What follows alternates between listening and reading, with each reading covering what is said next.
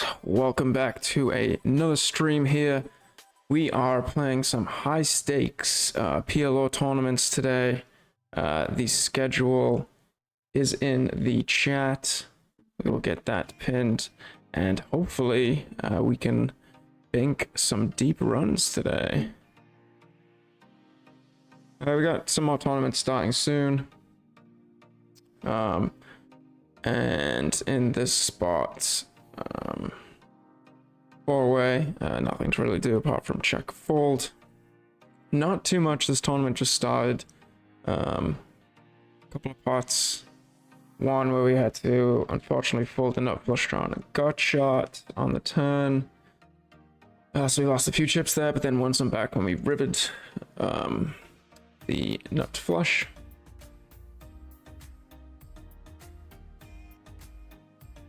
So we will be explaining tournament strategy and kind of player exploits as we go.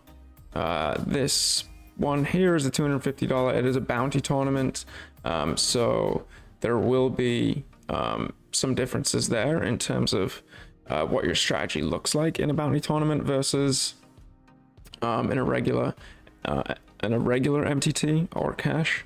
Not folding much on the button, but is pretty trashy. So in terms of bounties, it's often going to be plus EV to play a little bit more aggressively in spots where you need, X amount of equity to stack off. You usually get a little bit of a boost because the chip EV is increased if you have that player covered, especially in the early stages of the tournament. Where you can pick up a bounty and there's still so much left to play that that your ICM isn't actually like that much of a factor yet.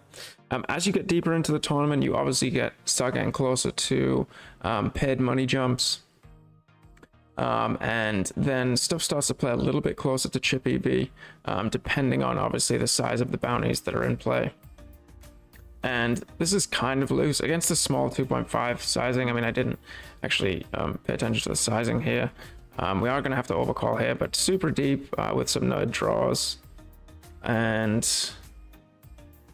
actually a pretty good flop to raise if somebody bet. I am going to stab here half pot. I mean, I think that people are often going to lead as king. It's such a good board to be able to lead on. Unfortunately, we don't have the king, so king X of spades is obviously going to get a raise in here.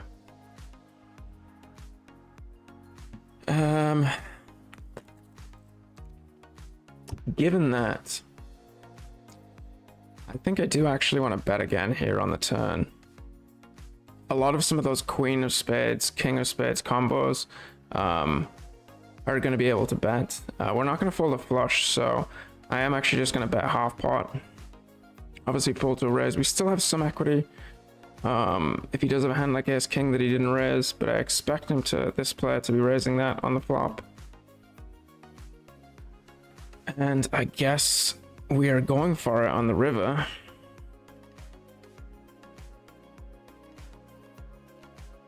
And could be an early exit with with a rebuy here.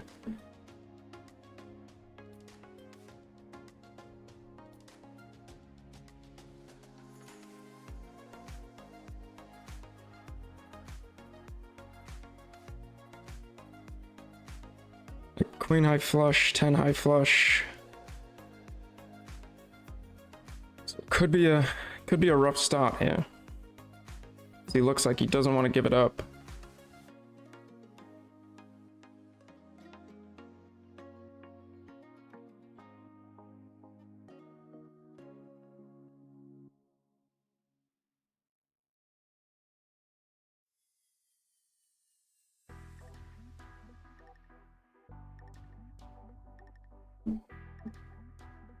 And we just get slow rolled, so do we want to just call and then rebuy?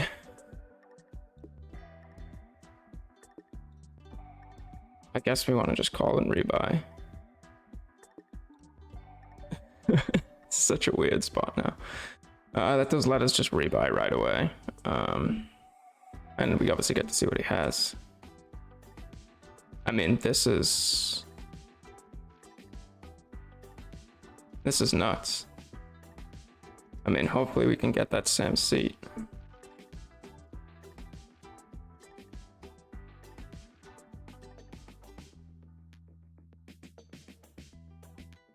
We do get the same seat, luckily. Can we get the hand history?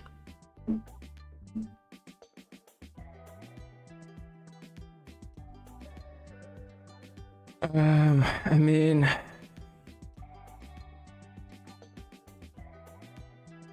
yeah, it's kind of weird in that spot, to be honest.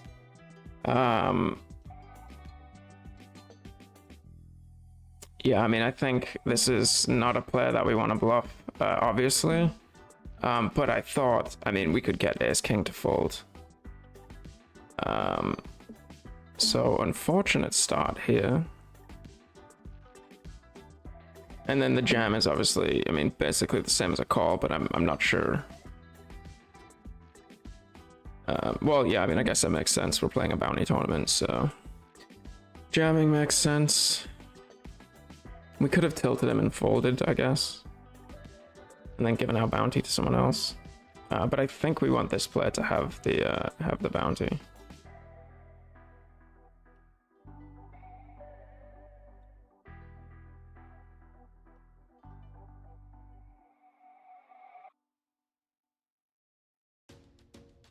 I'm not sure that he's understanding that I'm gonna pot queen high flushes there, as he like has very limited king high flushes. So either way, we get owned pretty early. On this board, we block the snap folding range. We do have some equity, and with the ace being uncovered, we're going to run into ace-x of diamonds a lot. I think against this sizing, we probably can call. And obviously turn the nuts. In terms of checking or check raising, with the two queens and a diamond blocker, no pairs, I think I am going to go for a bet here.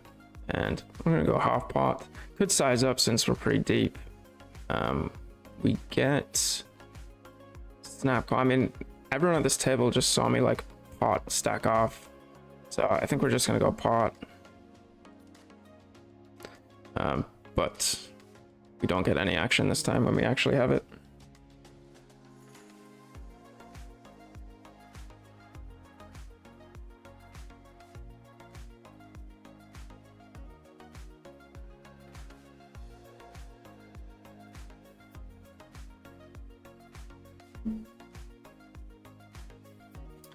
We do have the 200 starting in 8 minutes. I mean, this is a great price. Terrible hand, though.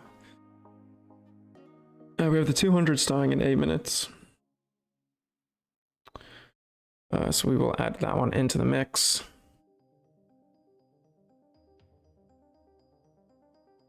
And then also the 500 on coin poker as well.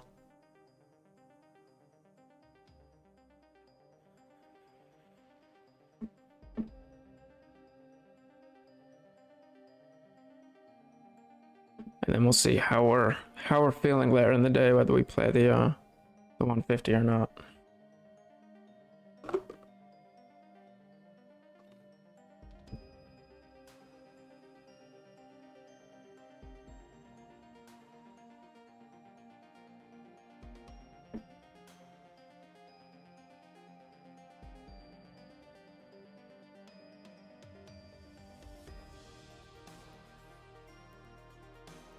So I think we do have a good seat, and one thing, one boy says sick bluff. I mean, I thought it was relatively credible three-way, but I guess not. What was I gonna say? The one thing that we should do in this tournament now, knowing what happened in that hand, is because it's a re-entry, and this is a kind of a big difference between re-entry and rebuys, is that when you have a re-entry, and I believe this is a re-entry. I mean, we did get the same table, but it means that you physically, like, you know, you would effectively go back to the cage if we were in a live event, and you would re-enter the tournament, and you would get randomly seated. So if we are sat directly to the left of, you know, this player who yet to know, you know, like technically could be thinking about that well and make that call, which, you know, it's not a terrible hand for it, but seems like it could be a potentially good seat. So we want to probably play some lower variance players in spots because we don't necessarily want to lose this positioning. So that's one thing you have to consider when you're talking about re-entry tournaments.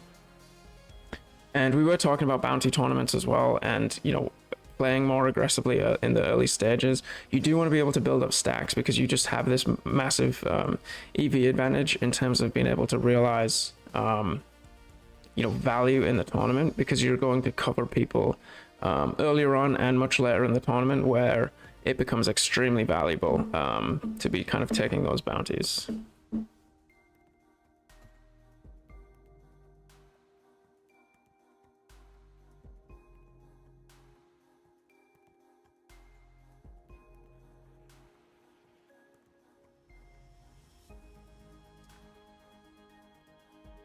Okay.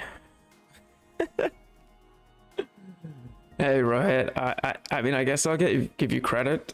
Every single stream you jump into the chat and has to be staked.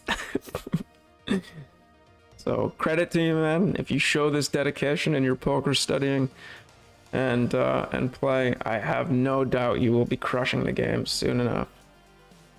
All right, we're gonna be back in a couple of minutes when we will be pulling up the coin poker tournament as well.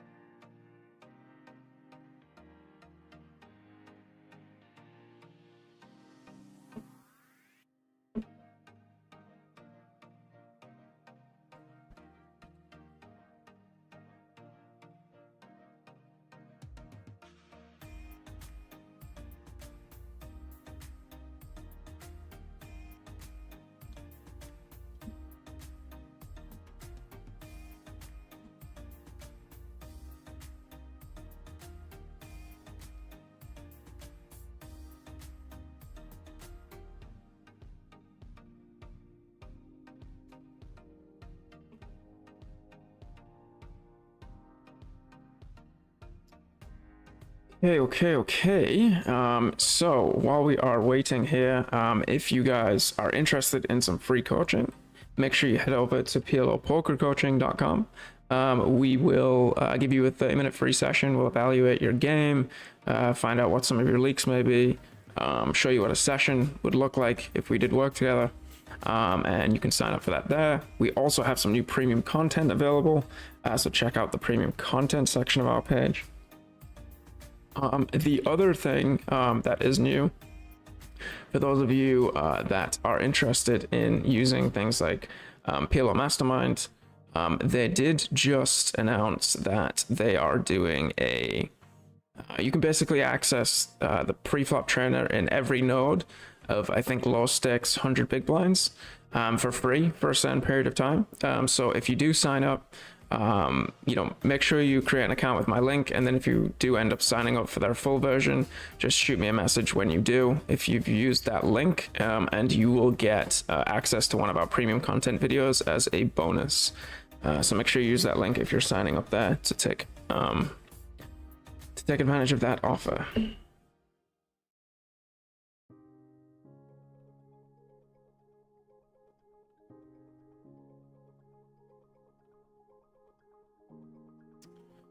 Okay, we are back in the mix.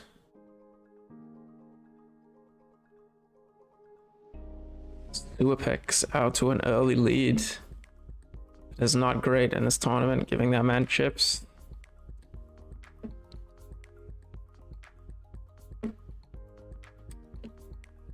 And the 200 is starting in a minute, so let's make sure we register. There's only 6 people in it right now, so we'll see how that goes.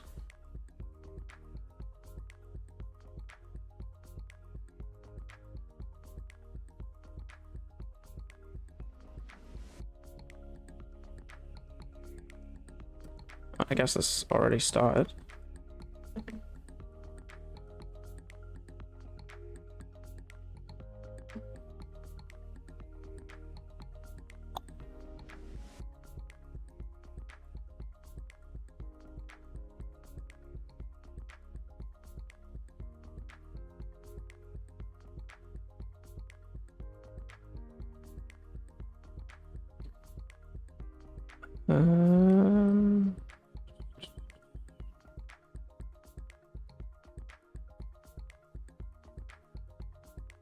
Okay, so we should have 2 tables now. We do get kings on the button against the limp, even though they're pretty weak. We're gonna raise it up. Could argue potentially just limp here, but given that we are gonna be very deep, but we do have the button, so I think it's fine.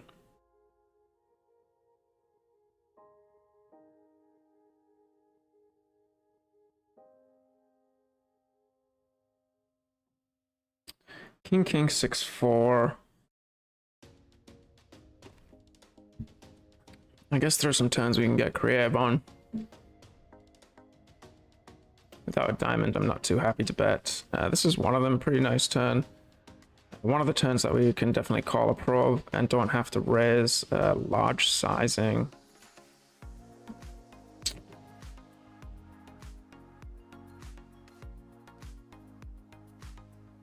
West Rivers. Without a diamond, I'm not going to bluff it. We often just lose to 2 pair here a lot. We block a lot of the turn draws.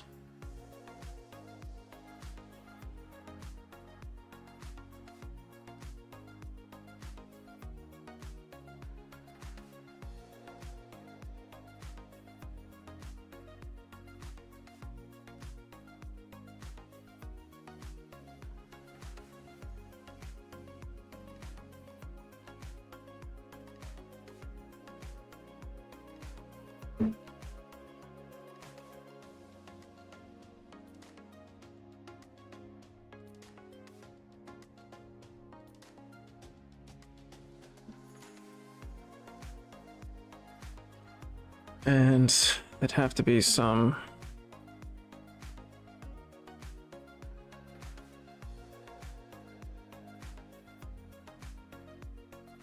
pretty interesting action to want to call this hand out of the big blind.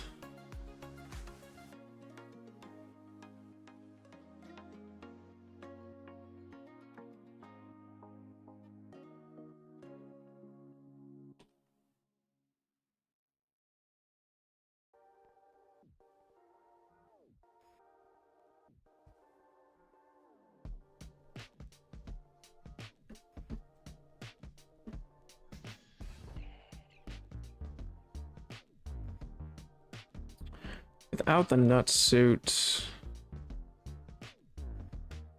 we're just gonna let it go. I often will play quite loose in terms of opening ranges in some of these tournaments. People are just not defending the big blind enough. When you open 2.5x, I mean, you know, you've got to call 80+% of your range probably, and people are just not doing that.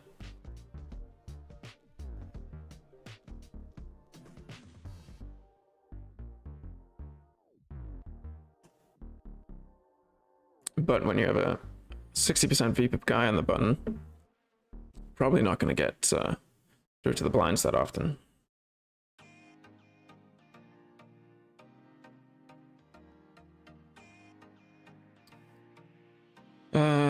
Obviously not folding the double suited kings here. This guy's been pretty active. Solid 3-bet percentage as well. And not a board that we're going to have many leads on. Definitely going to check call here with the deuce and 2 backdoor flush draws.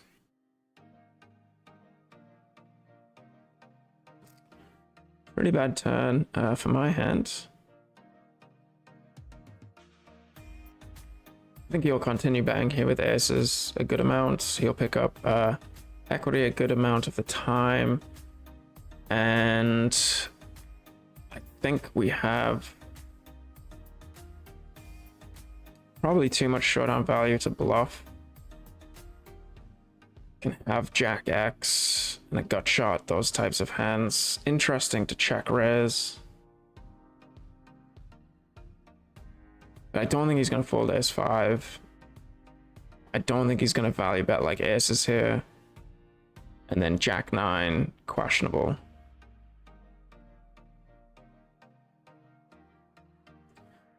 And on the right, we'll have a pretty high c-bet frequency on this board. And I think just going to fold. It feels kind of like an ace-5 type hand, the way this went. I mean, just unblocking all of the kind of Broadway cards here. Don't think it's a great turn to barrel. We don't have a single heart. Just gonna check and give up.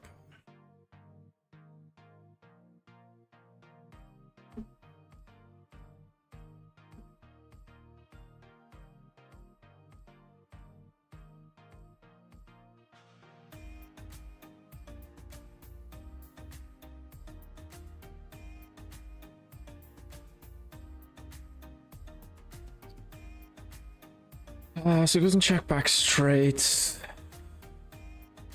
Oh, we're on this table here. Facing this sizing, I mean, we could definitely raise here. It's like, is it necessary though?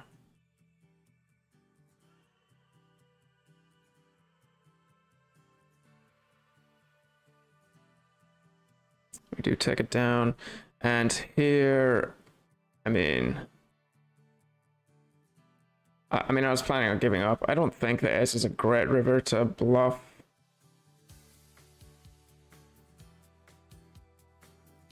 I don't think that we check, like if we bet the flop with a hand like ace, king, jack, like I think we're still gonna bet the turn.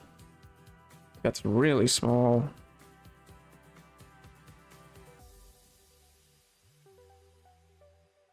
Like a hand like ace, jack, maybe? We just fold either way.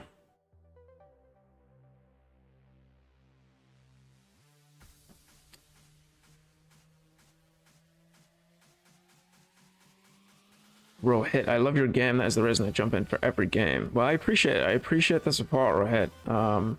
You also jump in every time and ask me for money.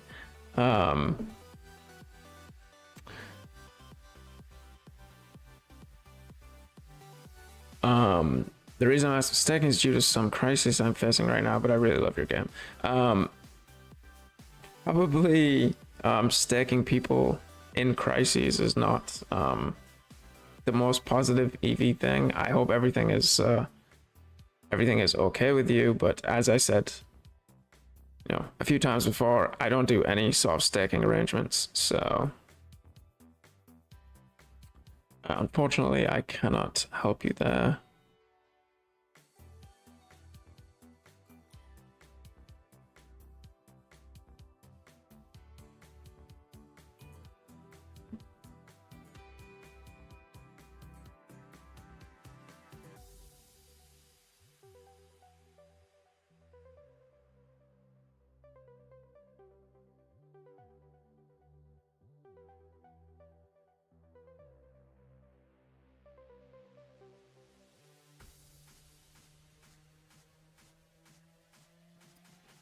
And if I had the queen high suit, I think I'm going to defend here.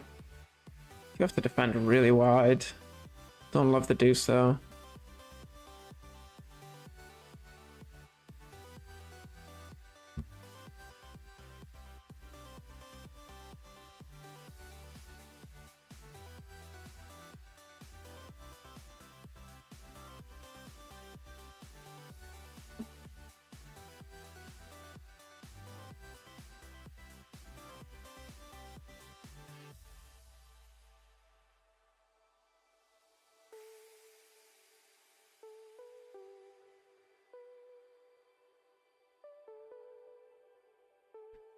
So we'll probably be in for maybe a little bit over 1k today.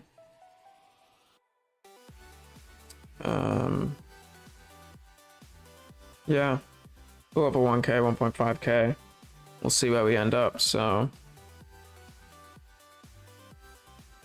that is going to be the goal, to obviously make profit over that amount. Pretty raggedy two pair here in MP. I guess EP actually. Forgot we're 7-handed on coin.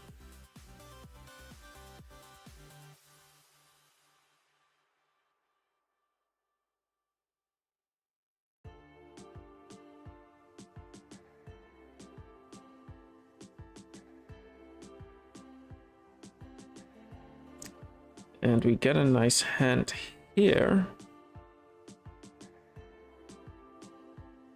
And we get called on the button.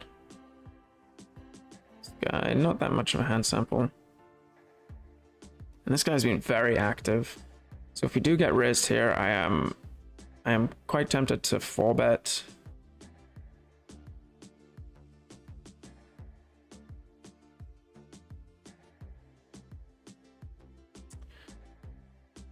And not a flop that I'm going to have too many bets on here.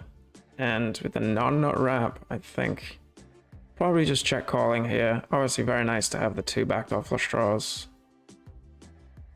And we probably couldn't hit a worse turn. And just going to give it up. No heart, and obviously dead against value.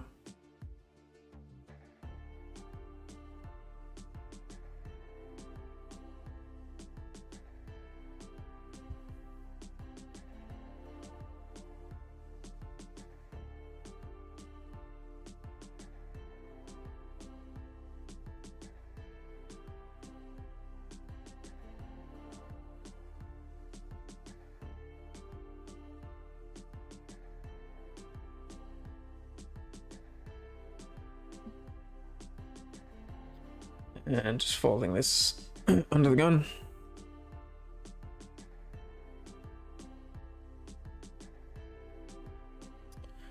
Get 3 bets and overcalled.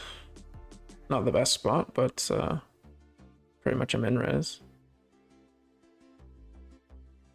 Interesting flop. Really have liked the backdoor flush draw. I mean, we're obviously not folding. Don't know that we're gonna raise this spot.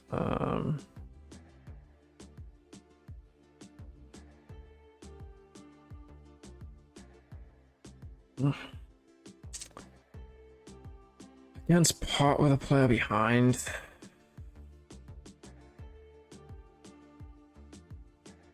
If I thought I had some sort of bluffing equity on rivers, potentially could call here.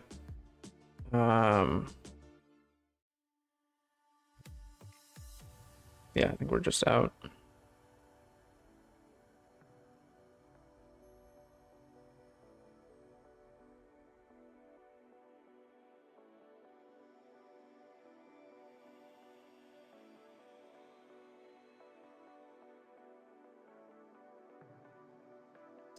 And standard defend.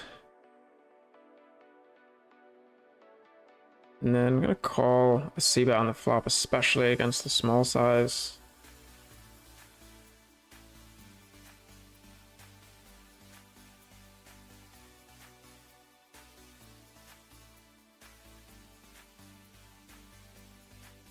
I mean, it honestly feels like he has aces and hearts, to be honest.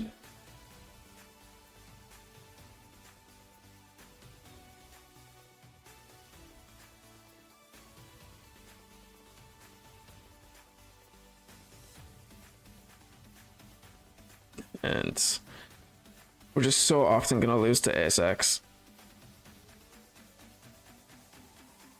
I guess given that we unblock hearts, we might want to check, since this guy is kind of sound calling us down. Yeah, aces and hearts.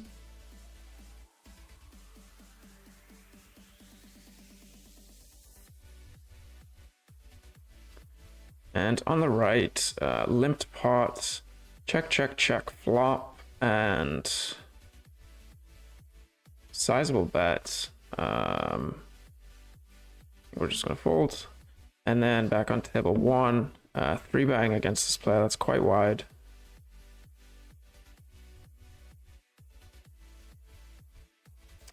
Pretty bad flop for my hand, given the cards that we have, and just put him into middling rundowns a little bit more. I think. I mean, obviously my range wants to check a lot here, but I want to just think about the kind of player that I'm playing against, and probably just folding, to be honest.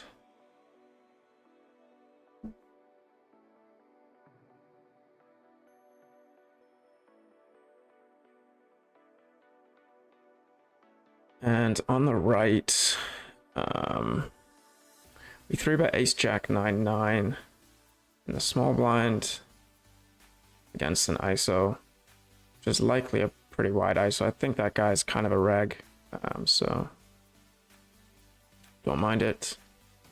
On table one, we overlimp the button, obviously calling. Flop a massive wrap, put on a paired board.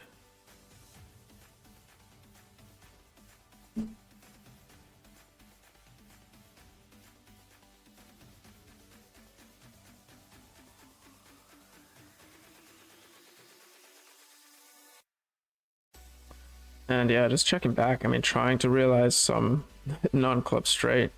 The good thing is that most of the straight-in cards give us a pair as well. But no dice.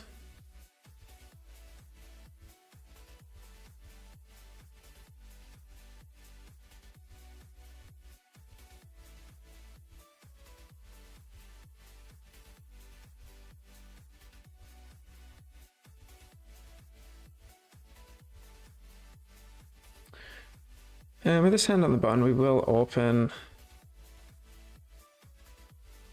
Weak to call. I mean,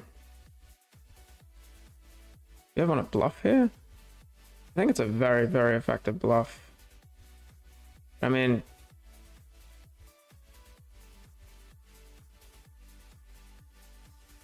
like a lot of the overpairs. Yeah, I don't know that we're gonna get it through. I don't think queens with a 6 is definitely calling us. Yeah.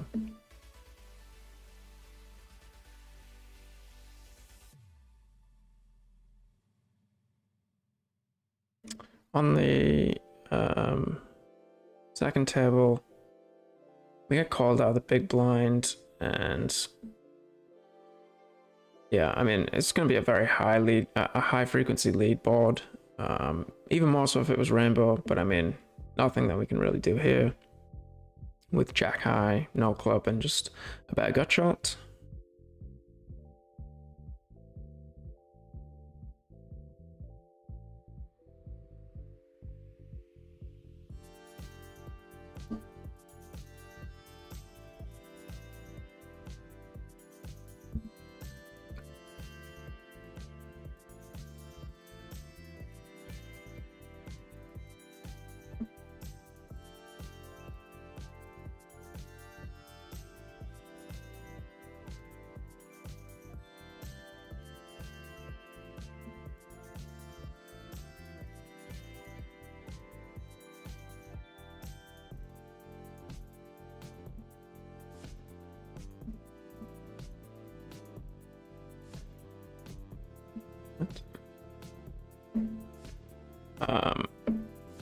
Oops. So obvious raise here with a very nice pair of aces. Can we get the 3-bet from this 30% range? We do. We will come in for the 4-bet.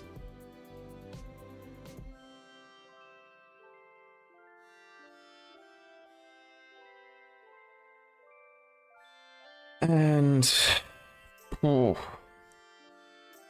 I mean, I'm gonna bet range on this board. I mean, I guess at this SPR we want to just kind of jam. There's just like not that many continues, and I don't really have that much of a small sizing on a non-lockdown board. So I think we just want to pot it here. He's gonna call it off with probably most flush draws.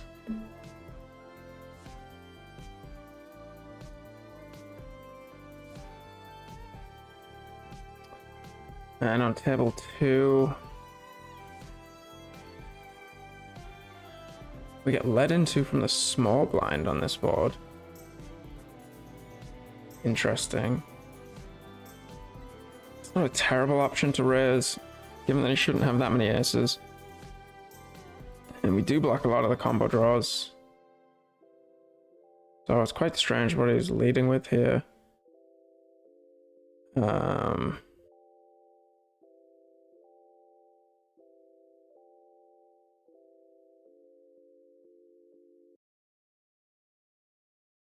Obviously, rather have the King of Hearts.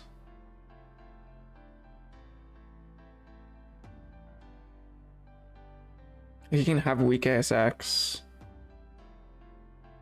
Ace King with the King of Hearts type of hands that he might just think is a good bluff when he blocks, obviously, the top end of my range. We do get it through.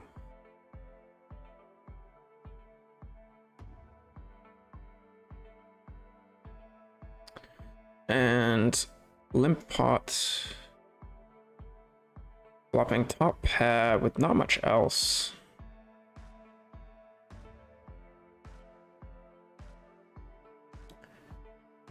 And I think just check folding the turn. I don't think we really have the right properties to start bluffing. And if we call, I mean, there's no river that we're really happy about calling.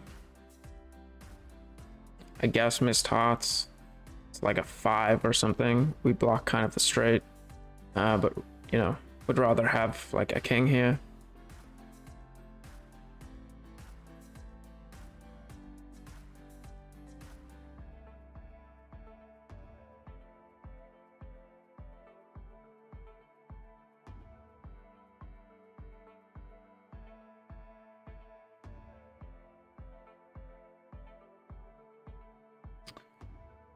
So we do 3-bet, and then on the right, I think we're just giving this up.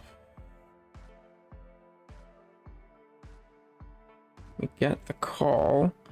We flop an open ender and a pair and a weak backdoor flush draw.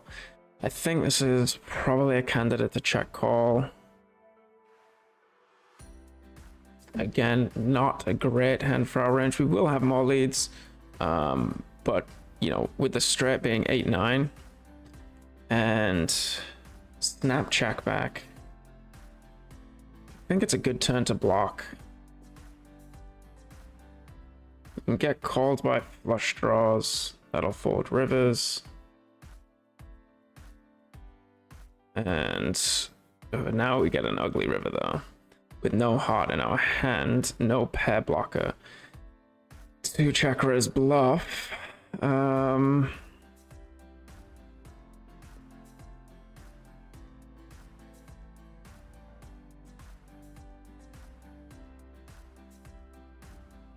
And on the right table, we do 3-bet with our aces here. I think it's just a fold. I mean, it's really hard for him to find bluffs here, in my opinion. You'd have to have a hand like King Jack and turn it into a bluff. I mean, pot size value bets or flushes here for sure with a pair blocker. We get to an SPR of...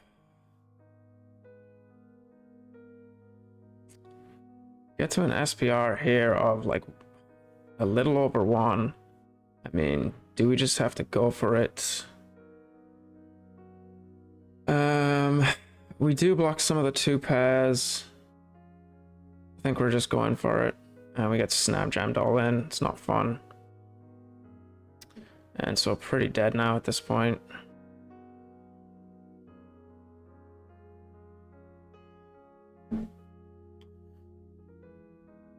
Not great. On the left, we do not get a great flop, and he leads pot, so we are just out.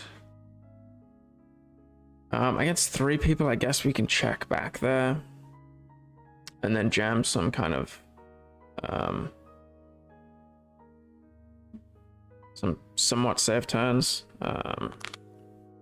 Not sure what we actually ended up getting in against there. Top set and middle set.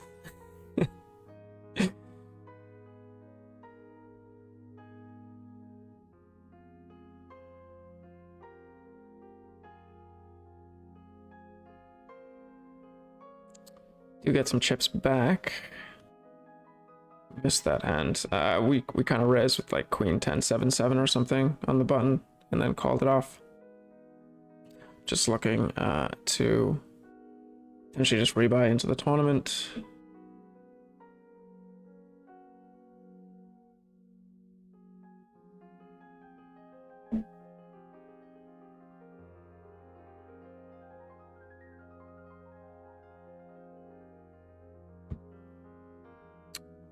And 994 at this stack depth. I'm just gonna let it go. Bigger pairs are gonna become important.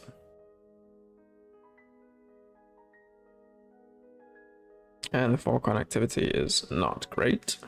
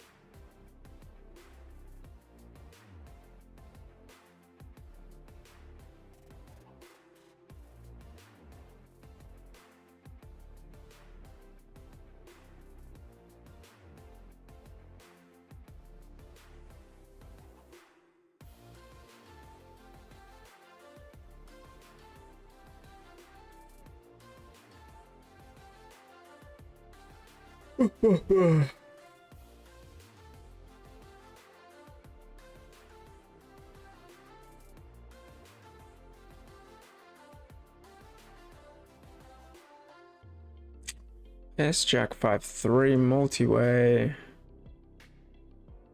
Show out of position with the nut suit, probably. We're getting a great price, and we get to realize a ton of our equity against these stack sizes. But don't think that hand in particular is going to play well.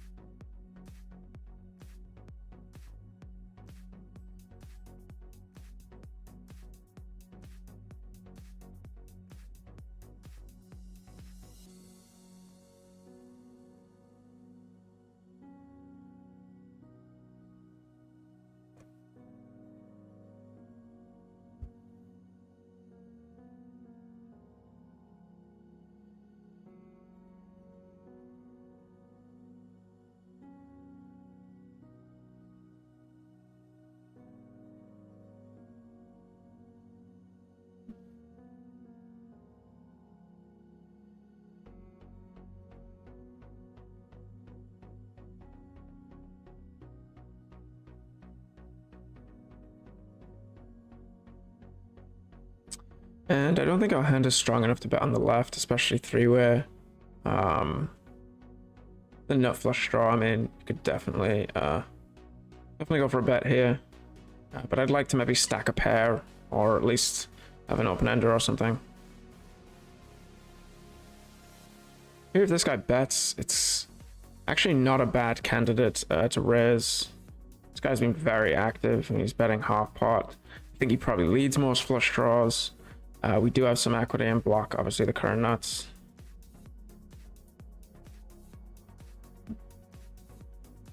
And then on the right, going for a c-bet, fold here. Does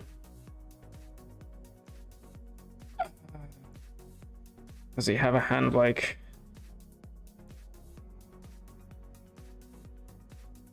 3-6? 3-6 is gonna be pretty gross, but I think that we rivering the king. I think we have too much. Go down to bluff this.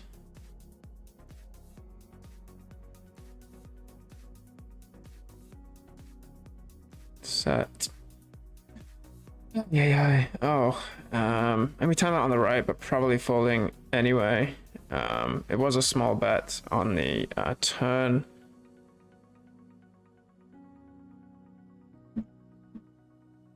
And this guy's been playing pretty tight, but I mean, we are really short now. But we're gonna make a call with a marginal hand with this guy behind. Flop decently. Not in love with it. Not in love with it. I think probably just calling here. You know, obviously we have a ton of playability to continue on certain turns. And when we raise, we just isolate ourselves. So now...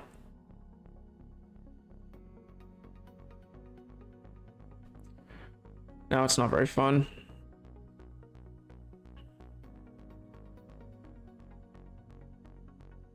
You'll have some jack high flushes, I guess, but obviously ace queen, king king, when he uses that really small sizing to kind of like polarize.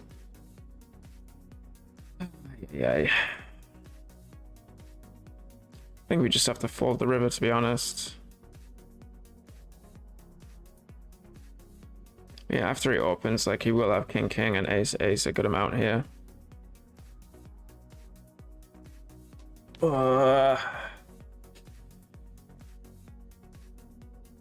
I mean, it's such a small sizing to fold the second nut flush.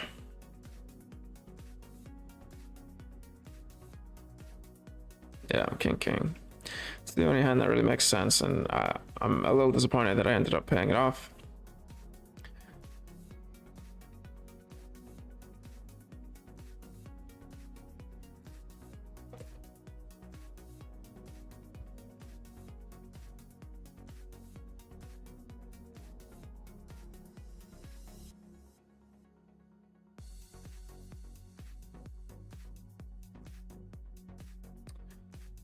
Not a hot start to the Sunday tournament sesh.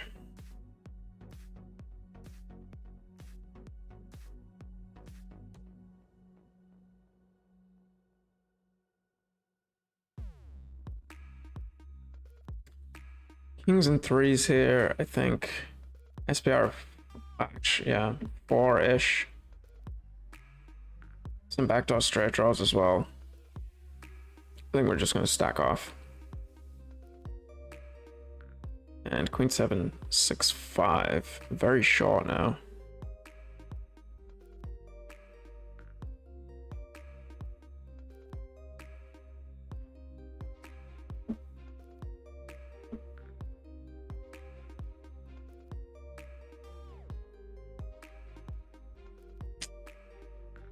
And probably just gonna get this in and then rebuy.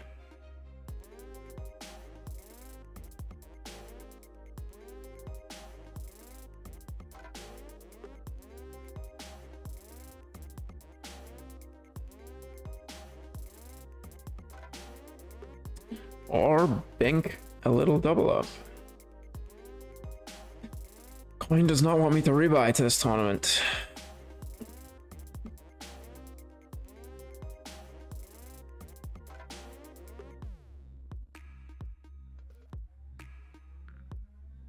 And I realized that we didn't have that table up now. That's the problem when people want individual tables so they can watch on their phone. I'm gonna miss some of them, so apologies for that. But we are back to 32 big blinds in the $200 event.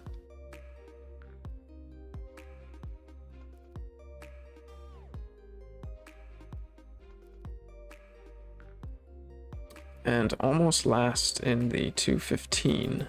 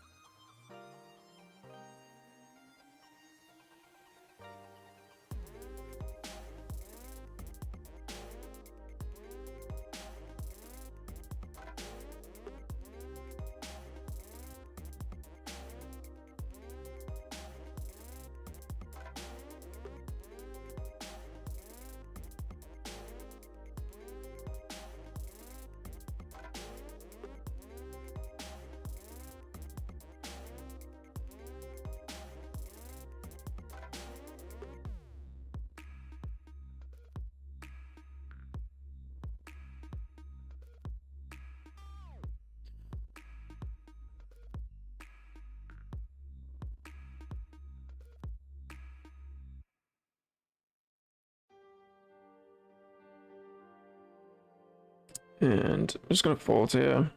This is I'm gonna using 2 bullets in this tournament, so if we bust this 23 big blinds, we are out.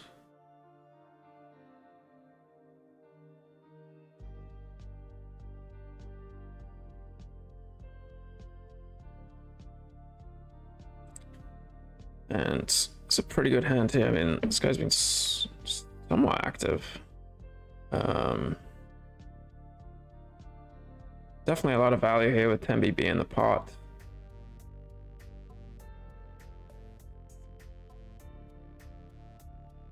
Not the overcall we were looking for.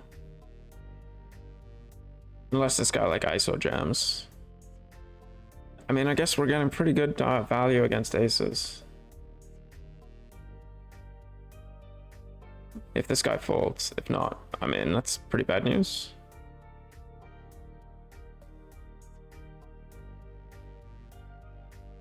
Gonna have to bink. I mean, an ace is good.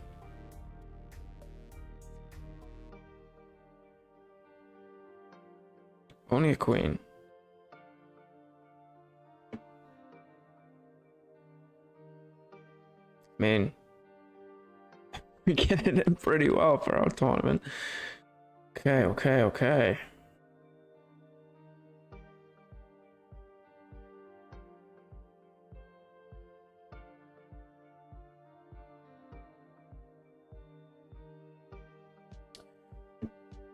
So the next coin poker tournament starting up shortly in the 500s, but we're gonna try and make the most of a short stack here.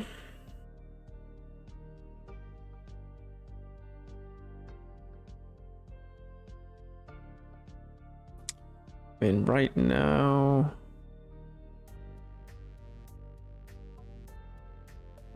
how many entries?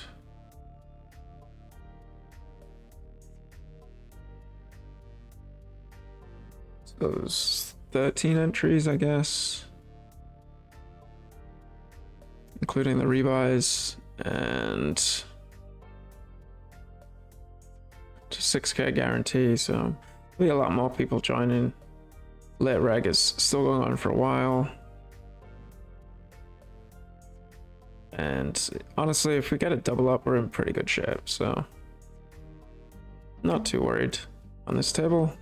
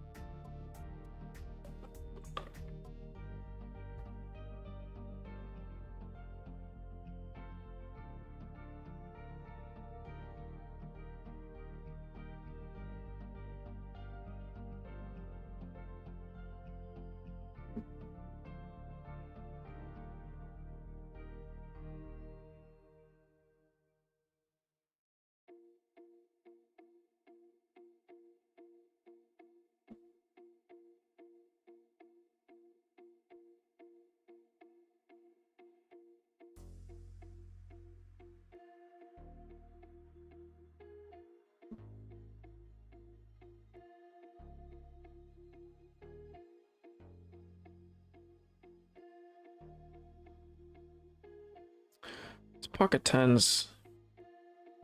Tempted to limp. Really bad tens though.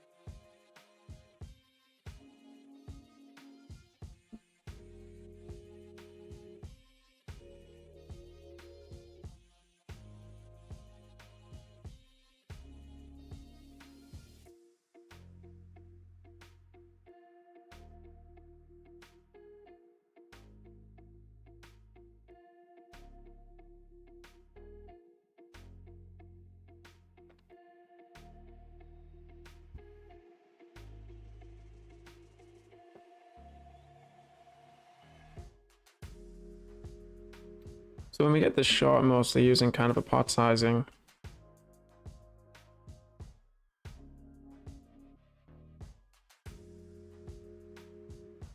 I want to obviously de-incentivize players as much as possible to come into the pot, especially when we have a over half a big blind ante as well in the middle.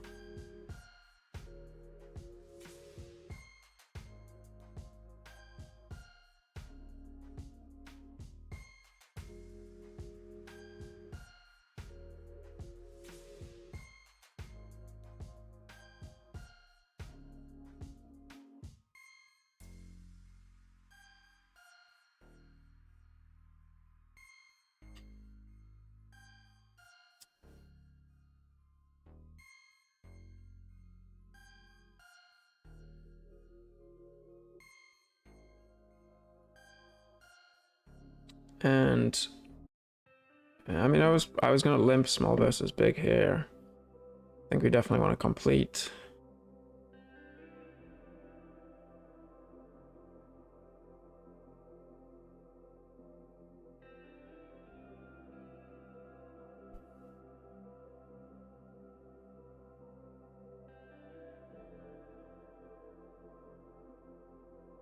And probably the strongest range for Teethnot here, although Fraggle here does have some strong hands that that limp. On this turn,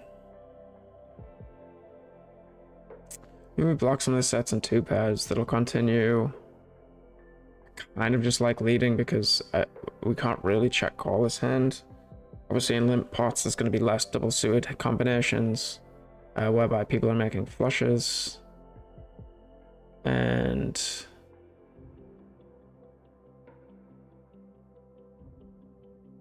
I mean, SX will sometimes call here. We do have a pair blocker. I mean, it's honestly probably best that we keep timing out because there are some straights that beat us as well, obviously. So it's right on the edge of kind of blocking, and I think it's just a fold without a 6 or a heart.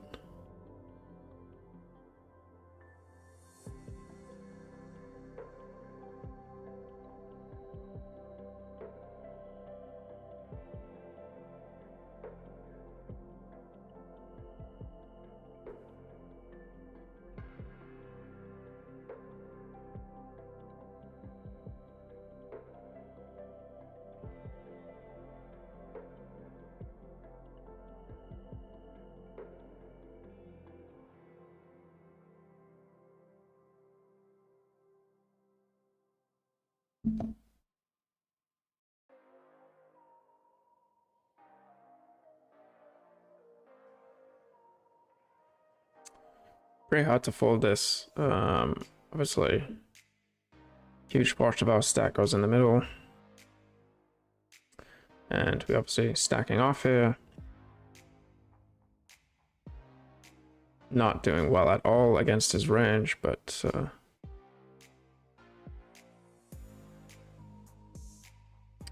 we do double up. That's nice. We're alive. We're alive.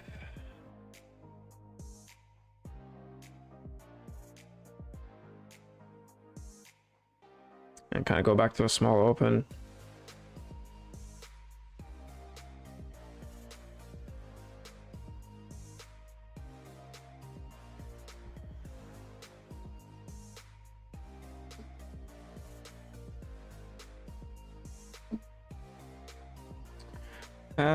I think with a king and 8-9 somewhat blocking the 6s, I think I like c-bang this board. It's pretty dry.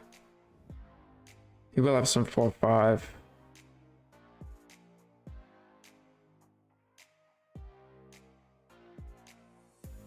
Min raise. I mean, we have no equity, so I'm just gonna fold, but Calamity, hi, I was wondering if you would recommend any courses or training sites apart from PLO Mastermind, looking for some cheaper alternatives. Well, we do have some premium content, which we are going to be building out. There's, you know, a couple videos there right now where it's pay as you go. So you can buy a specific video rather than signing up for like a monthly subscription. So, I mean, first of all, let me know your thoughts about that. Whether you think that that's better or worse. Second of all, do I think that there's good content out there? I haven't watched any of the upswing stuff. If you're talking about videos, training sites, like in terms of like training solvers, I've used all of them, and PLO Mastermind is the best one for figuring out how the game works. Some of them have more solutions, but like the syntax and buckets and that kind of stuff is like nowhere near close.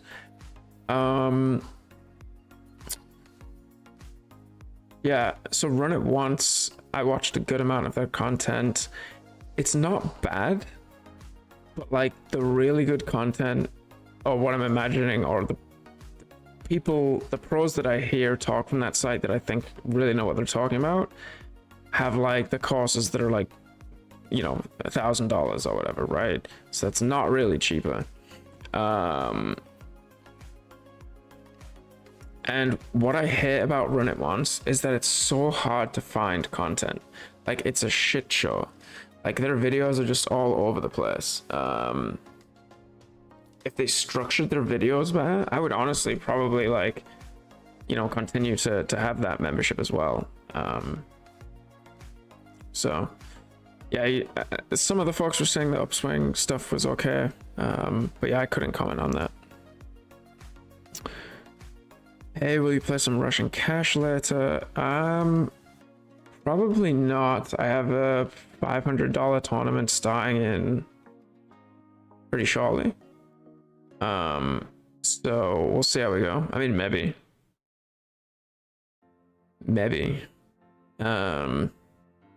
but probably not. Honestly, I was pretty tired today, but I wanted to stream, and there was like a lot of like good tournaments on. You know, but I was planning on playing the 1K, but honestly, I didn't really sleep much last night. So yeah, I'm pretty beat.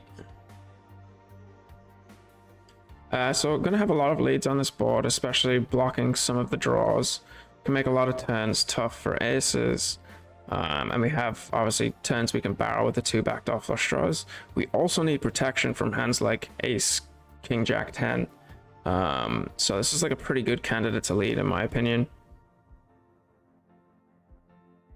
And like we shouldn't really ever get raised on that board. So we shouldn't often be put to a decision of what do we do against raise.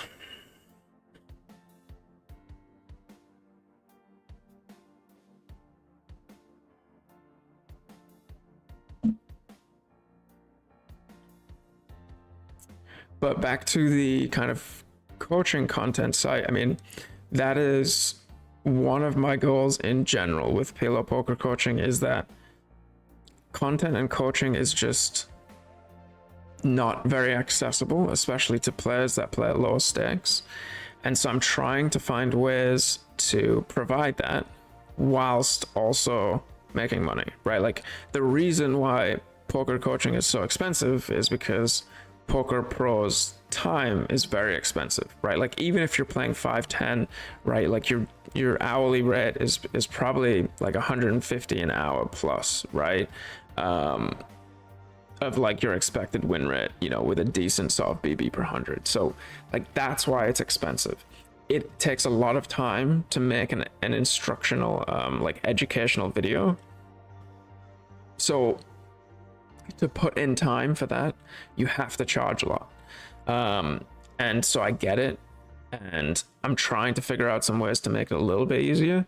And any suggestions from you guys, you know, definitely let me know. That's what I'm trying to do a little bit with kind of like the pay as you go kind of content. Obviously, I just need to put in work and build out that library. But yeah, I've also been toying with the idea of doing some group coaching, right? So, you know, you could kind of get 4 people that want to, you know, book some sessions and potentially have, you know, a session whereby, you know, everybody decides that this week, you know, it's whoever's choice to pick, right? Like you pay for 4 sessions and all 4 of you show up, and you know, it's like we pick single raise pots in position, double barreling turns. That's what, you know, client 1 wants to work on, right? So everybody has to study that spot that week, but they can bring their own hands, they can ask their own questions. And then, you know, week 2 is client 2's turn to pick the topic, but like obviously you can all discuss and see what's like most valuable for everyone over the 4 kind of courses. So if that's something you're interested in, definitely let me know in either the chat or message me. But yeah, just trying to make it more affordable, because I know that was very hard for me, and I was fortunate enough to have a good amount of money sort of saved when I was deciding to kind of go full time, and that allowed me to access some of the top coaches, and that made a massive difference to my game and the trajectory of it, being able to work with those players. And that just wouldn't have been achievable for like 95% of the kind of poker players at that level at that time. So yeah, definitely let me know. Okay, we're gonna jump into a quick break here, but we will be right back.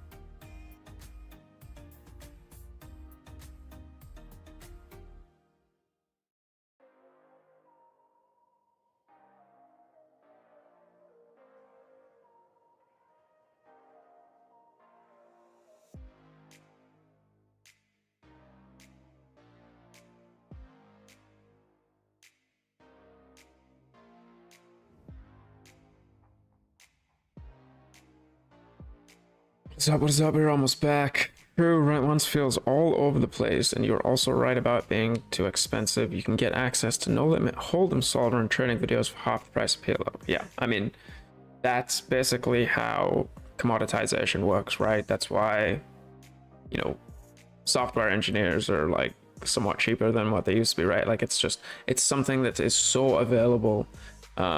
You know, especially like no limit hold'em. There is so much study material.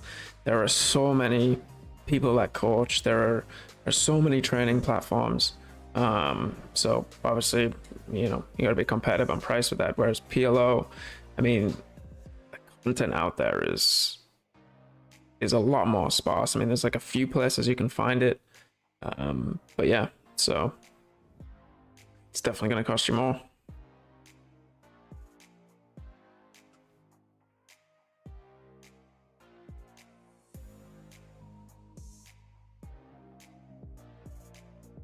Queen Jack Jack 9 here. Be kind of a nice open.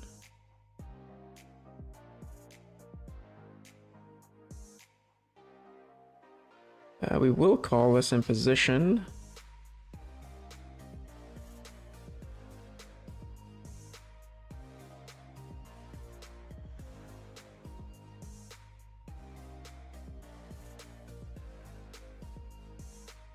Well, middle set, the top set blocker. I mean, we're not getting away from this at SPR 4.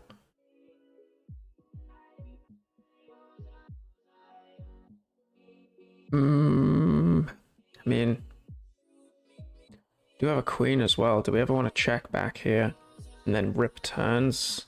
Maybe if I had a backdoor flush draw.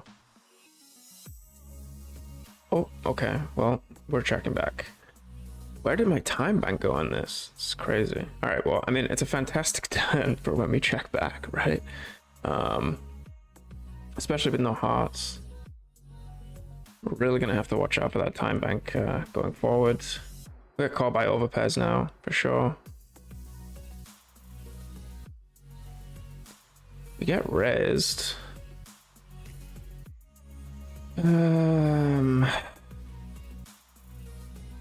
Do we want to jam against a 5? We just flat.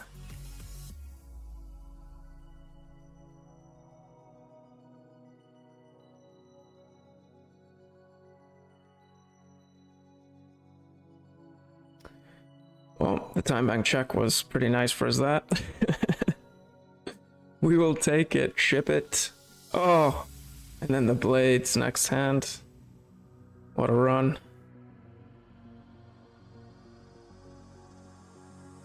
This guy's gonna be tilted if he shoves. He just calls. We flop trips somehow.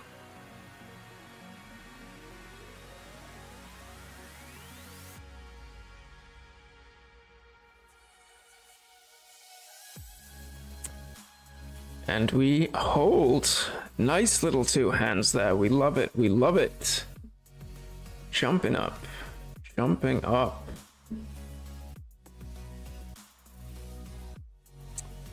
Move up into third place. The decent stack.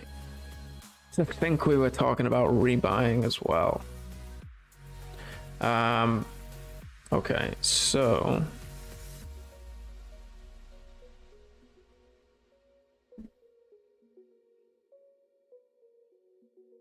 and just folding this kind of trashy hand.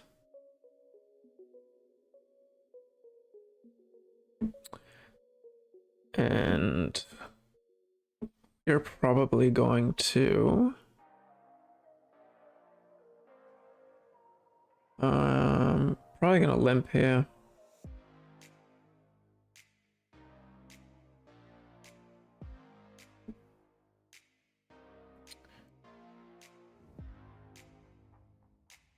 And then call.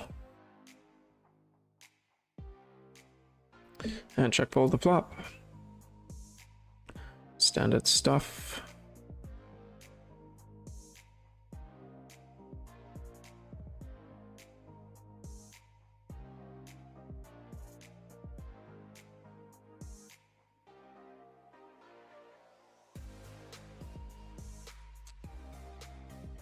And I was hoping to have more tables going right now. That's why I was going to be switching between them, but I think we can just probably get the 2 coin poker tables up side by side so I don't have to flick between. Should be fine.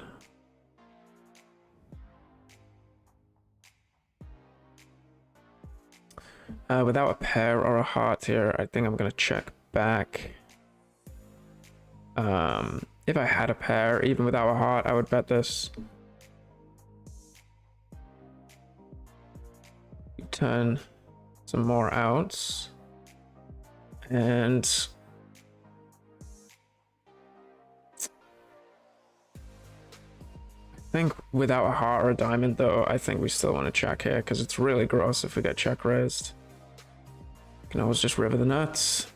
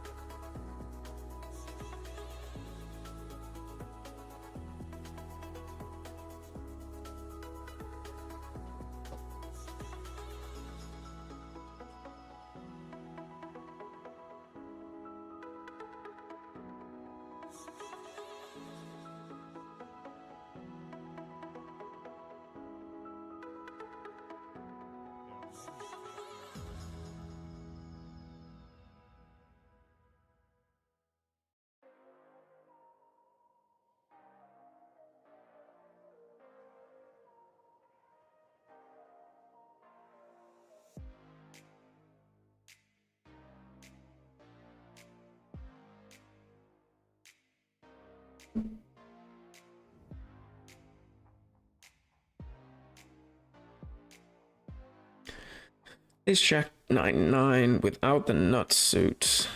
I'm probably just gonna call here. We're out of position. Do we want to ISO? Guess we probably do want to ISO. And then fold probably to a 3-bet behind.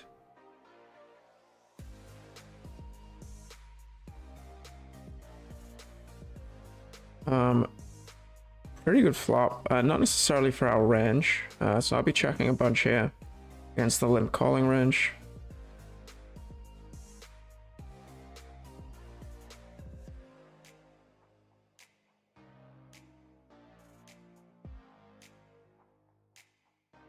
And obviously not folding to a 3rd.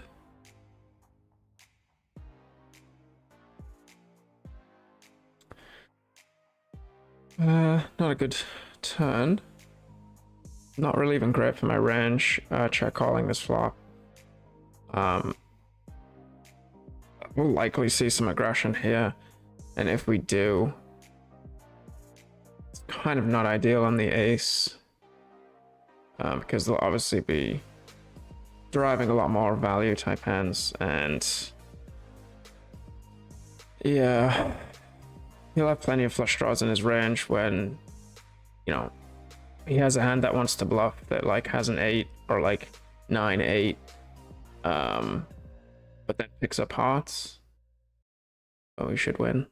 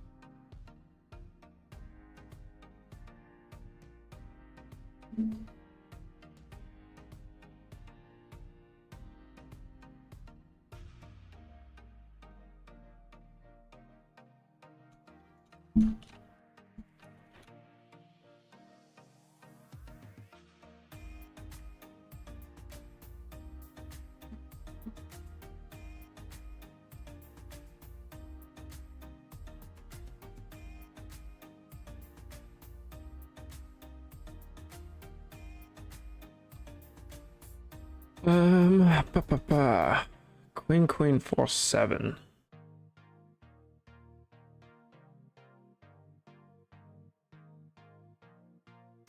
Out of position here. No backdoors. Very weak hand. Very good turn. He's not gonna have many better hands. He can have like 10-4. I think we want to bet at this point. We often have the best mid hand. Oh my god. Fuck this fucking timer. Why am I getting 2 seconds? Now we get... You'll have plenty of ace 10. Kind of want to block here. Ace X can call. It's a little thin, but... we do get paid. I don't think we get to see the hands.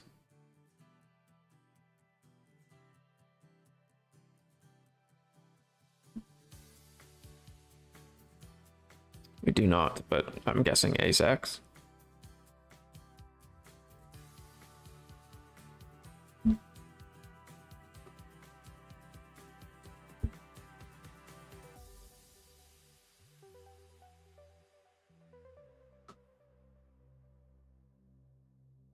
And so, yeah, I mean, I put it in the chat there in terms of the link. Calamity, what we're talking about is specific videos where instead of spending whatever $100 and whatever a month, and there's a video each week, maybe you only want to learn about one specific spot. And so there might be one video that you want to read, that you want to kind of watch.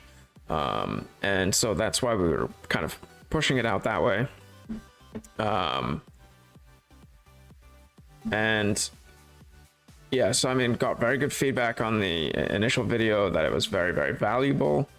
The kind of one thought was that people did want to see more of like a, I guess like a PowerPoint presentation sort of format where there's kind of more like summary slides, sort of like what was in my last YouTube video on about being Russian cash. So that's probably what they'll look more like going forward.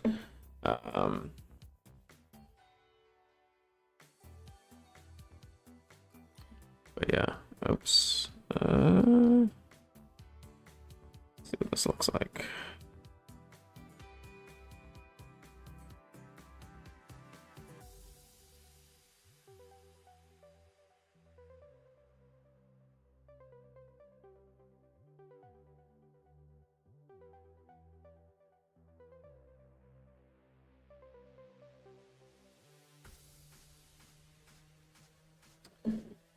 Okay, so we do get the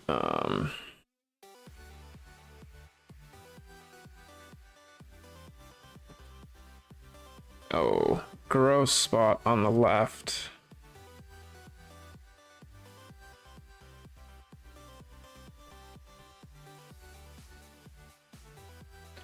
Gross spot on the left. If he calls, we would jam, but it would basically be a call. I think we would probably have to call.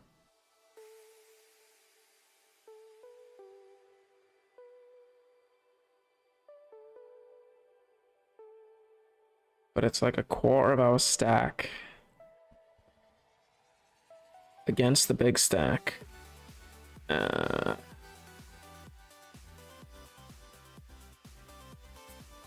mean,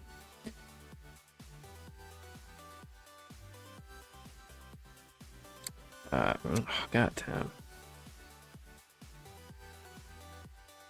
don't think we should ever kind of be folding this. Just wanted an extra second there, but I mean, probably can never fold that there. I mean, regardless of the fact that we banked a jack, but.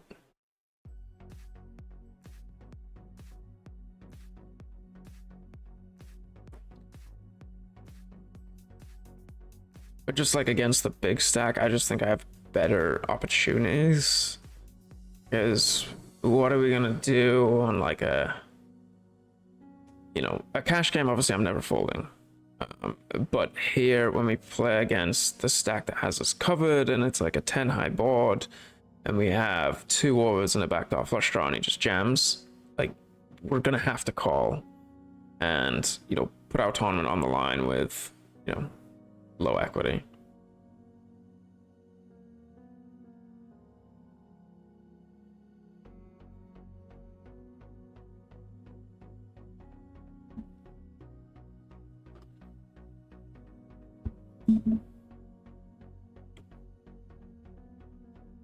So we have 8 people currently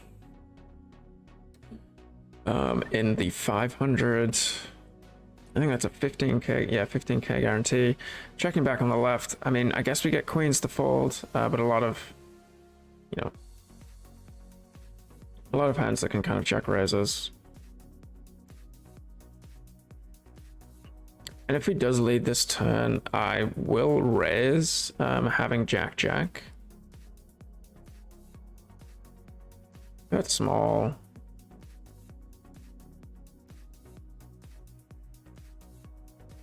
And we are just gonna raise. I mean, we unblock all of the pairs.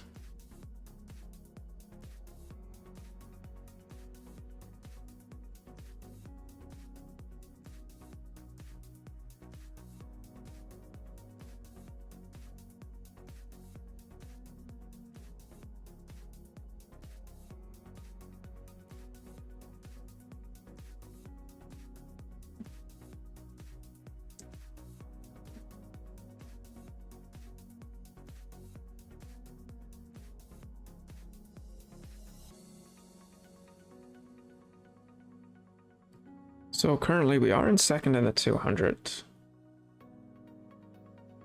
And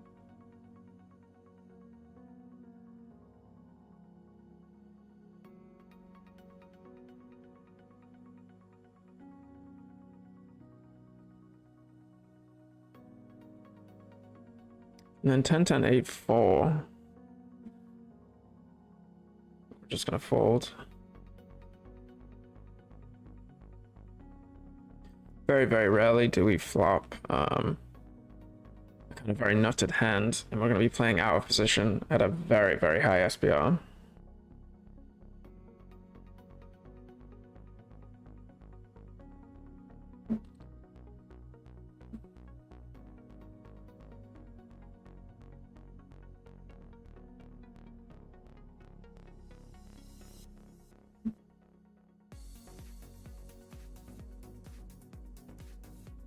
So I'll usually use a pot sizing when we're this deep. at the beginning of the tournament, and then somewhere close to 100, sub 100, I'll kind of start using the smaller sizing.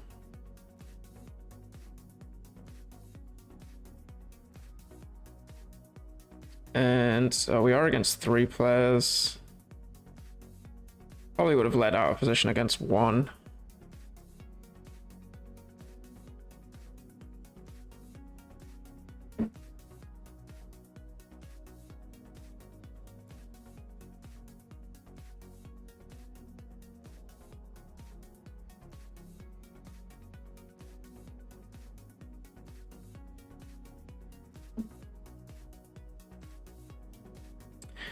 Yeah, Kalame, I mean, I think there's a ton to learn out of Play and Explain videos. I also, and I will say this because I do it myself, is that the Play and Explain videos are like a little bit of a lazier way to learn. And I find myself when I'm being lazy, I kind of jump to those, especially like in the mastermind, they have a ton of the Play and Explains. They're easy to just kind of passively watch. You get a bunch of random concepts that you can kind of like take and you're like, okay, like I learned something, which definitely happens. You know, when you're using more of the strategy videos and you're really sitting down and thinking about it and taking notes, you know, those will be more of the like deeply ingrained, like big kind of jumps in your game.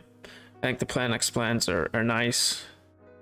But nothing's gonna beat, you know, sitting down and actively studying. I definitely get what you mean because I do that a lot.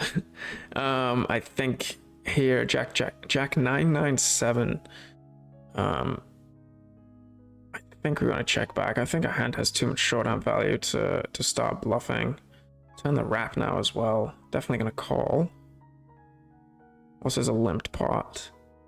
There'll be a few more boats in there, but we still have equity against most boats.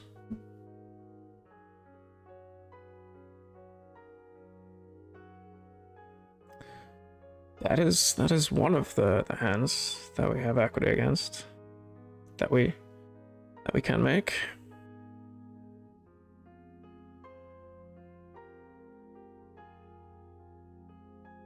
Block a lot of the straight draws as well. He's gonna have 5x a good amount here. If we bet small, he could raise a hand like 5-8.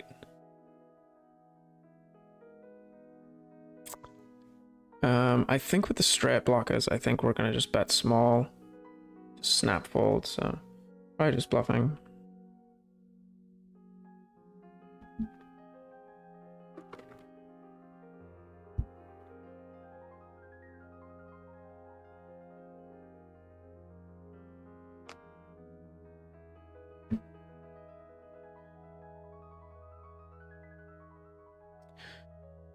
And we hit the flop about as hard as we can hit it on the right.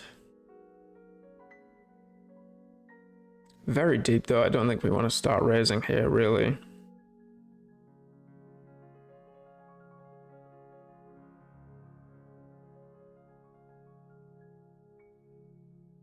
Turn the boat, and we have spades as well, though.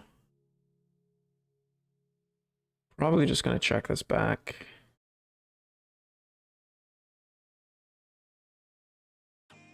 And queen, 10, 5, out of position, multiple streets. I think it's going to be pretty tough to realize our equity, even when we're being bluffed here. Oh, Jesus. I don't know what this time bank is. Am I like missing something here? Seems like very, very short.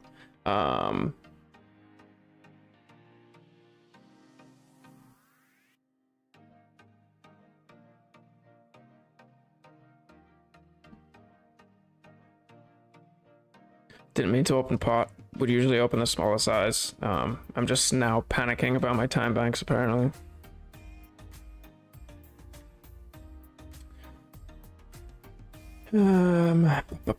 So I think with the ace of hearts here, I mean, it's not a bad check back, given that we don't have any of the straight blockers right now.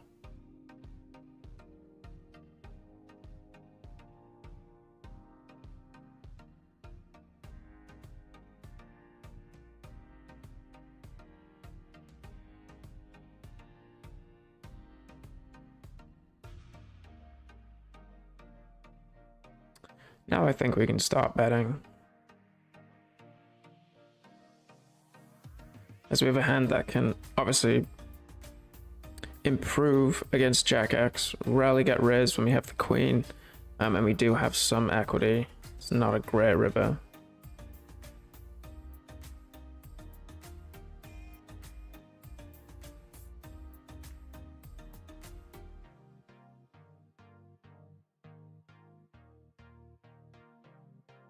Like, problem with the river is like, well, I mean, his Jack X combos, if they are somewhat connected, you know, obviously boat up, and we're not going to get that to fold. I think we just check and give up here. And he did have Jack 9, right?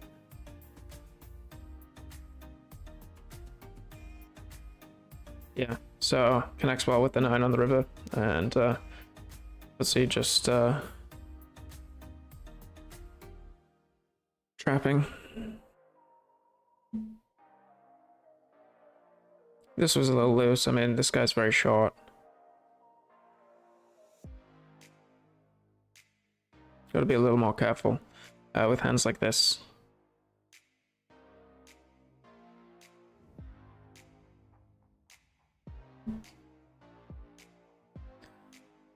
Flop top 2 and a club. I mean, obviously probably against most of these, I guess this is a little over 3. Could just pot, to be honest. Maybe potting is the way.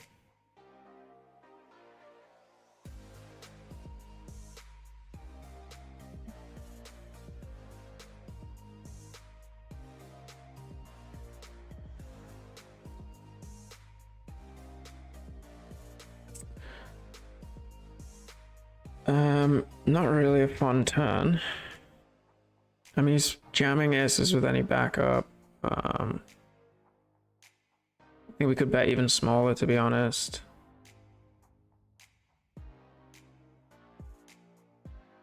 Like, I mean, I wish this time bank. This is really pissing me off because I would have bet way smaller and then folded. Now it's kind of weird because we have to call 7.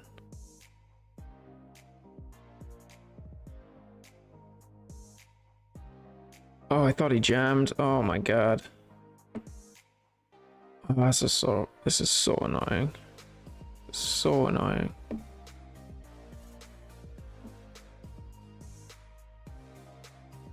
Okay, well, it somehow works out.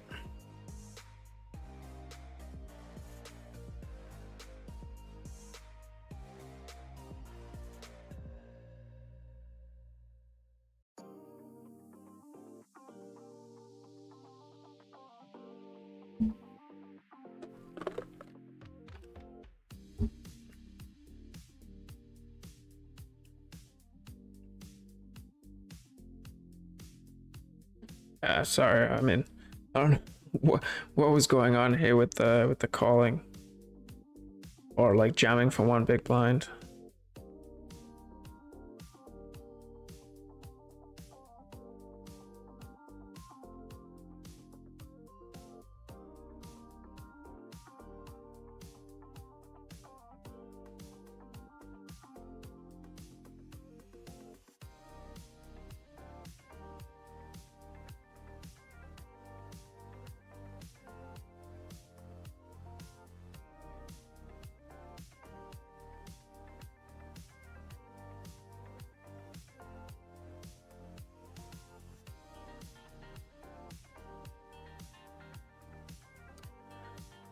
Three-way without a heart.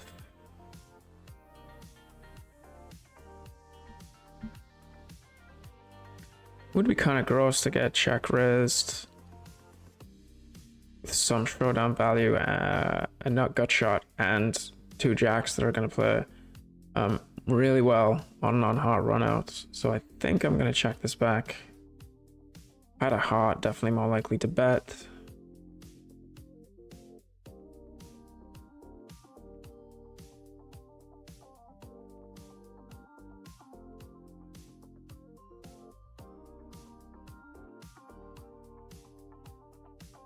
And on this turn, I mean, it is a dynamic board. But I mean, I'm not gonna have that many potting type hands. I mean, I can have some like king 6.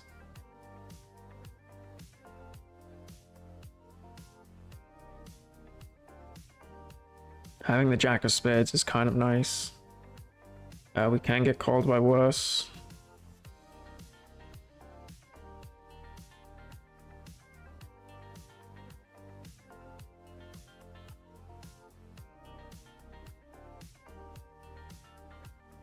Pretty bricky river, and I think we just want to check back here. And we do get called. Open ender, no pair.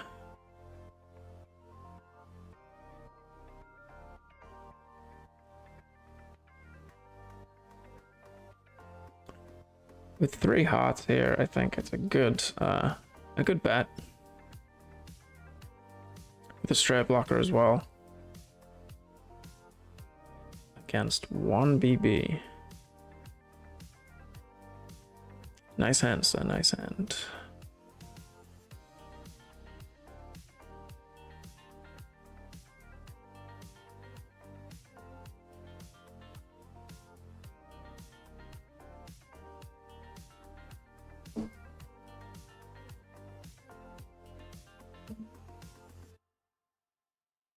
Against a min open, do we want to just 3-bet? It's a little dicey with this guy behind.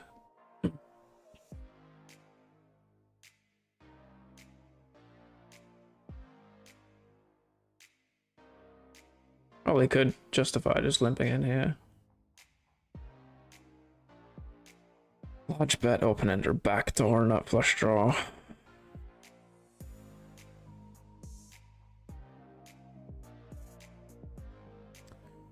Obviously a good turn card for our range.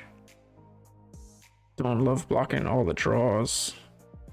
And at this stack depth, he's not folding an overpair.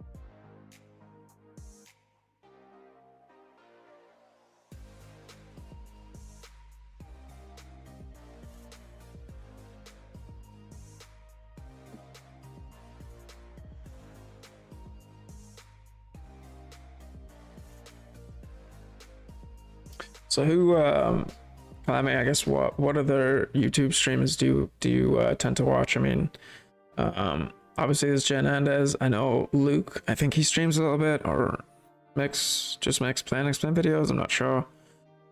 I've watched a bit of All In Pav, I think. Is that who it is? The Hold'em guy that plays a bit of PLO.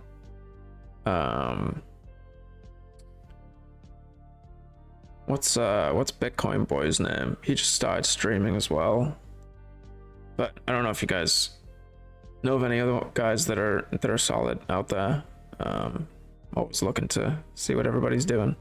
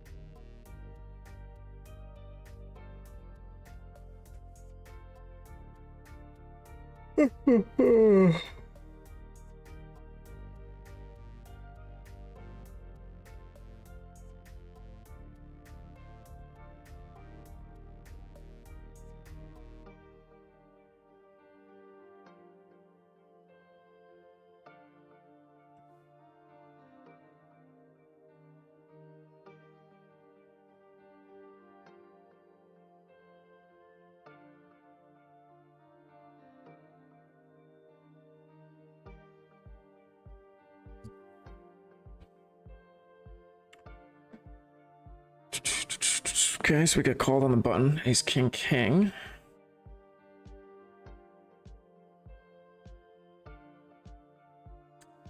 No pair blocker, but king of spades. Do we want a half pot size bet here? It's quite hard to interact with this board.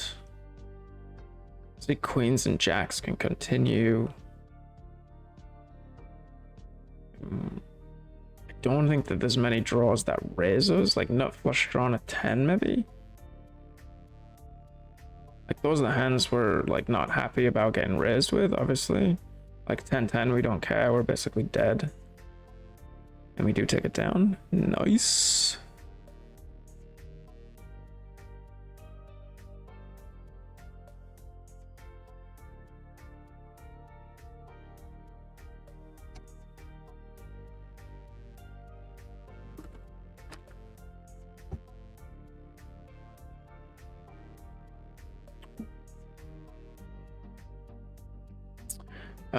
Yeah, I mean, unblocking all the pairs, I'm just gonna be betting here.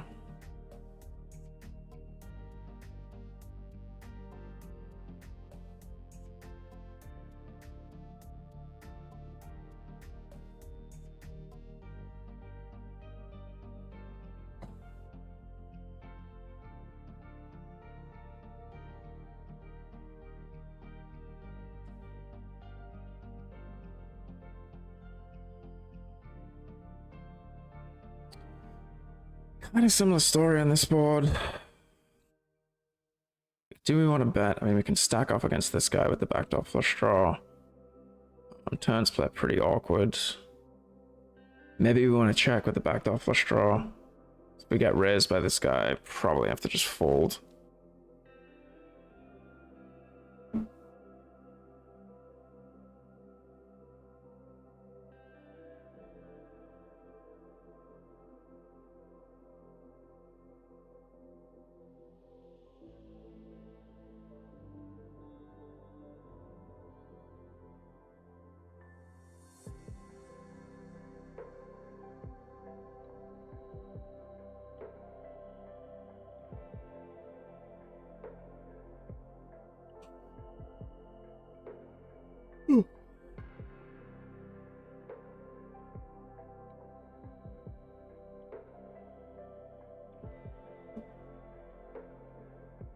I think we're going to overland with 7-7-5-4.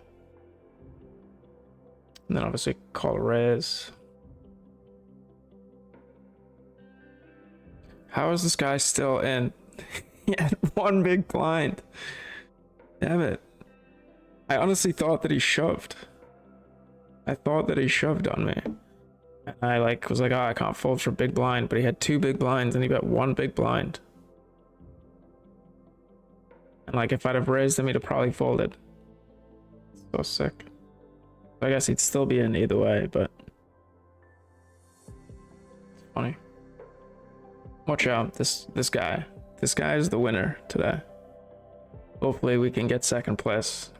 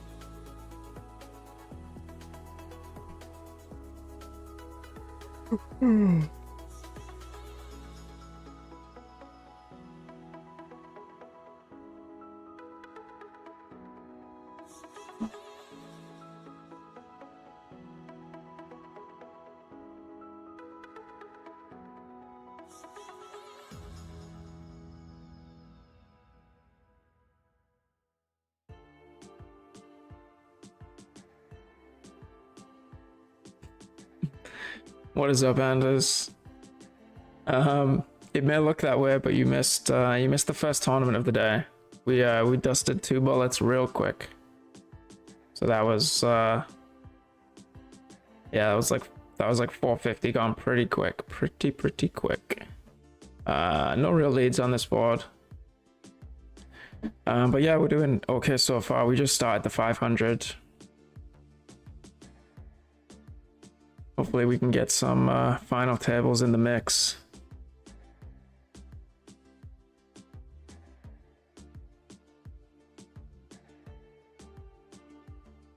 Pretty good turn. Such a dynamic board. I mean, I will have some checks here, and I think we can check rip with the redraw. If I had like the nut spades as well, I'm more likely to go ahead and lead with more playability on rivers. Here, kind of unblocking both draws, I'm just gonna check, and I mean, I guess we could bet and hope for a call with a jack.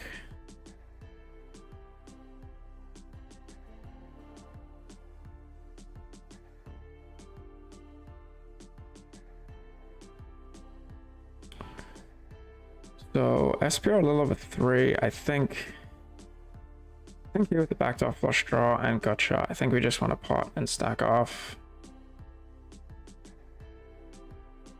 Generate a lot of fold equity, but obviously pretty gross to play that on numerous turns.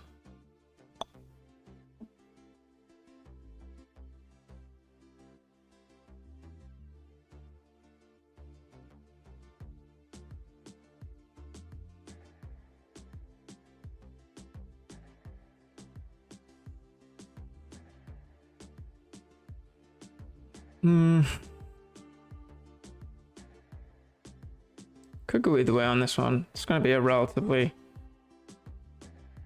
If this was a 10, maybe we lead a bit more. Given that we have a pretty strong range advantage on these boards. But against half pot with the inside straight draw, we're not folding. Now, I think we're definitely folding.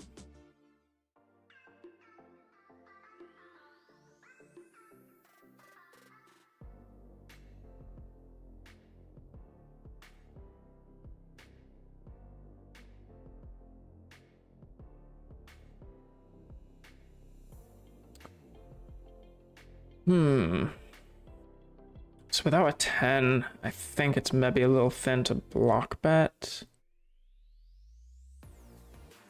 We do unblock all the pairs. Oh, we have some time bank here. Fantastic.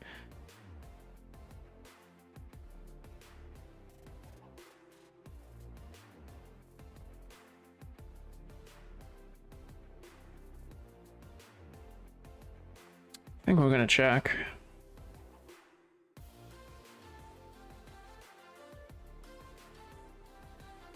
Seems like a pretty tight check back there.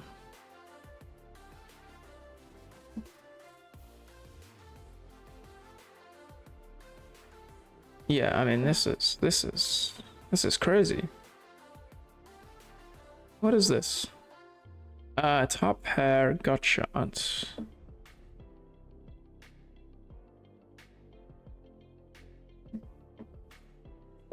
Could lead, but I mean, he has a much stronger range when he limps, especially at the stack size, because he'll have limp raises. So he'll hit this board much harder than my checking range at the big blind. And I think small sizing here works best.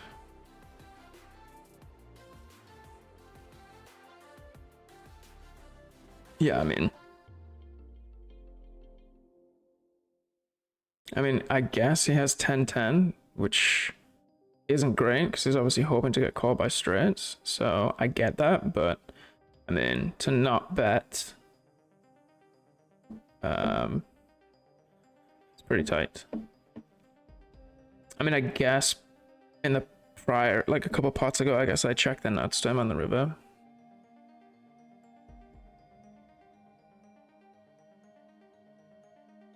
So maybe that was part of his mindset, but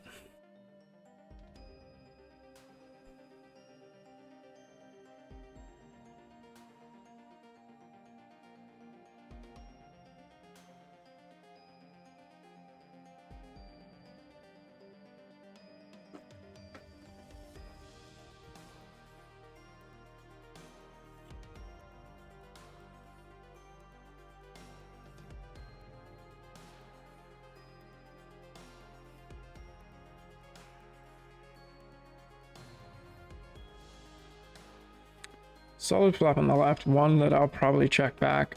I block a ton of the continuing range. Don't really need that much protection. Either we make a straight or we make a boat. Do make a boat. 3 hearts though and straight blockers. Do we ever check this back again?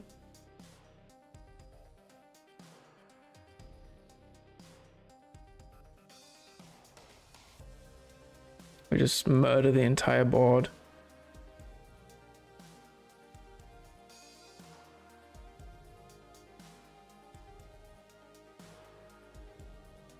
Could get called by a straight. I mean, we only have one blocker to it.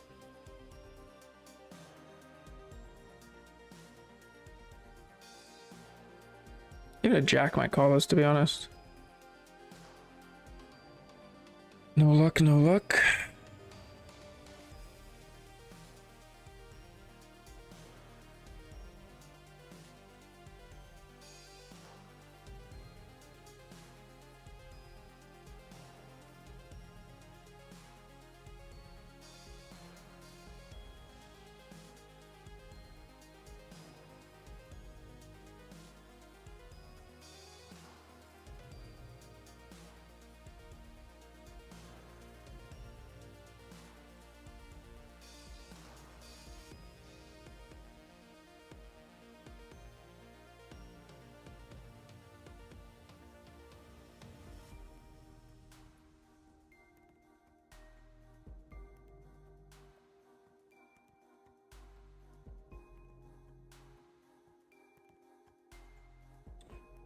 Question is, do we 3-bet against the short stack?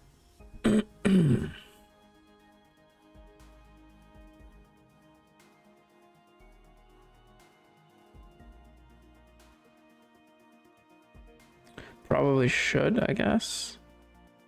It's not going to play as well multi-way.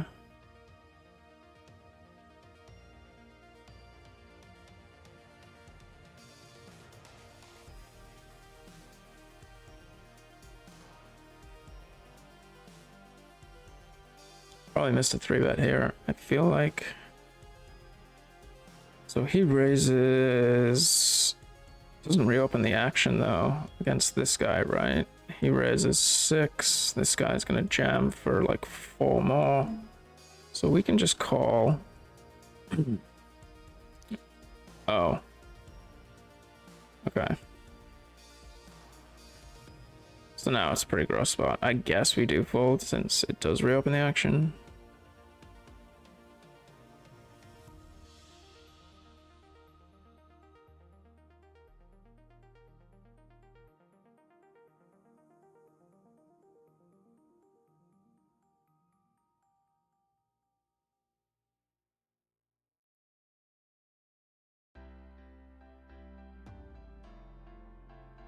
Wait, maybe I'm just not mathing correctly.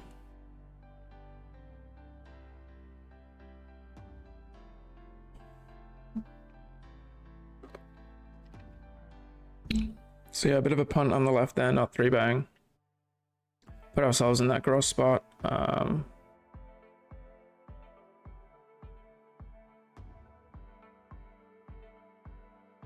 Technically saved us some money, I guess.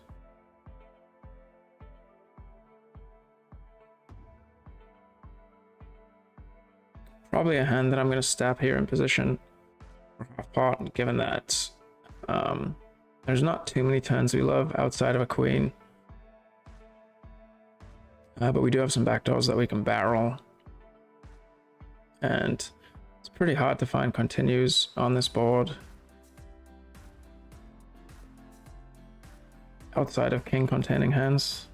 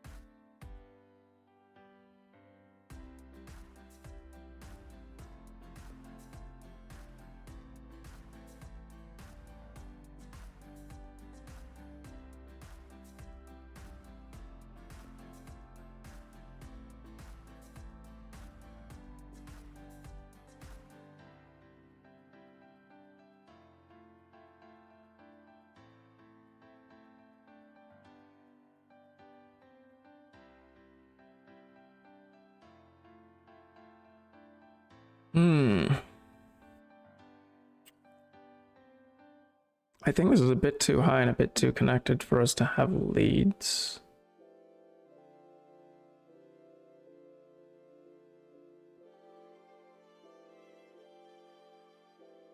I mean, don't need protection from much. Do we check again? And check rip. I mean, we don't have a 9, which is not great.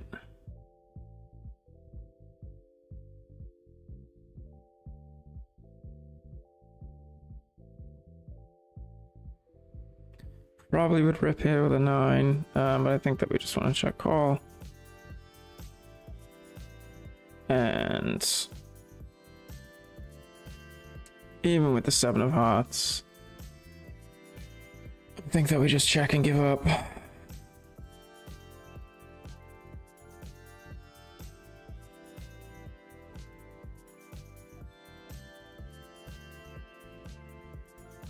Even though there's not really anything that we beat.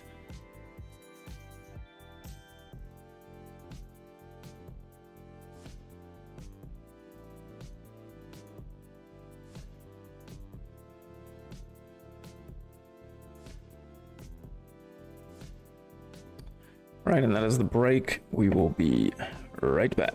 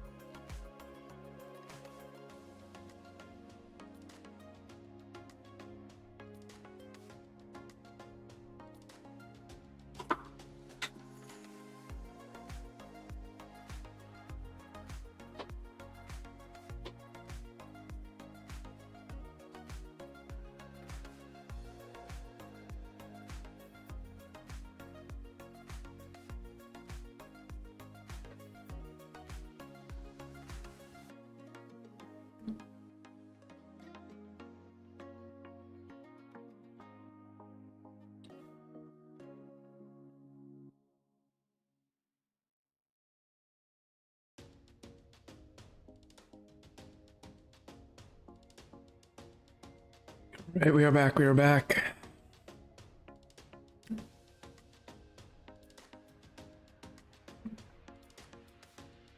So late reg ending soon in the 200.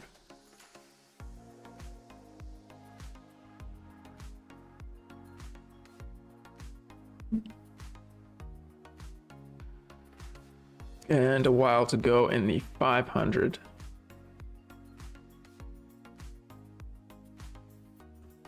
Almost 10k to first right now, though, in the 500. I'm sure that split will change, but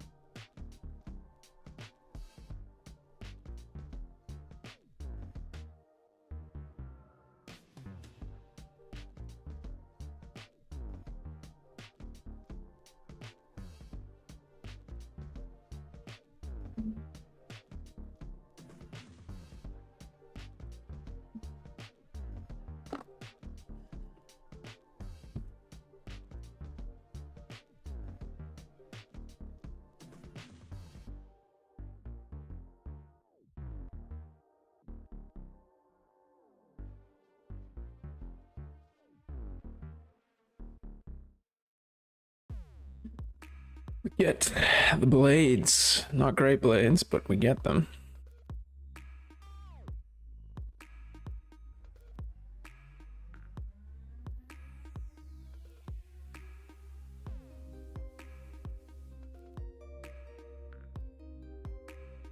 And a very good price on the second table.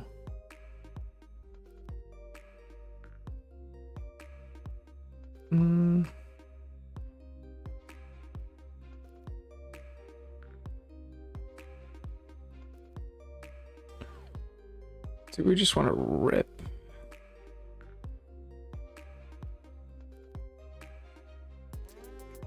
Problem is with this guy behind, it's a bit gross. I don't know if I have a time bank or not.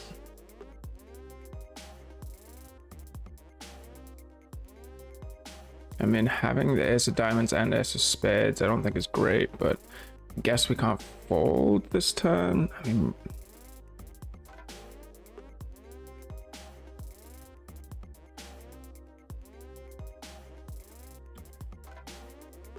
king deuce, dude, this guy, man, this guy, killing me.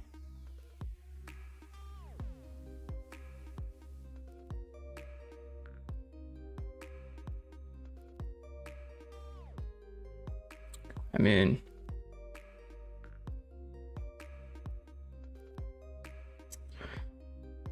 yeah. If we didn't have this guy covering behind, ripping the flop is pretty nice.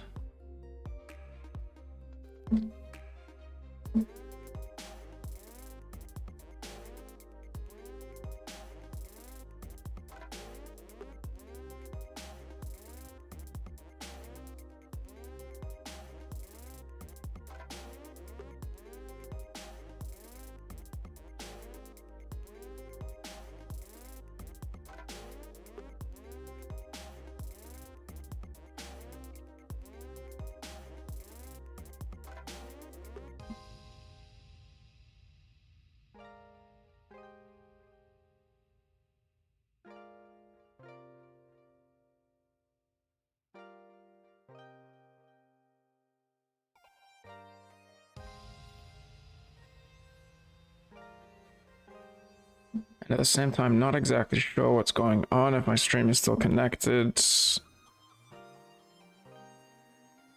Looks like having some connectivity issues.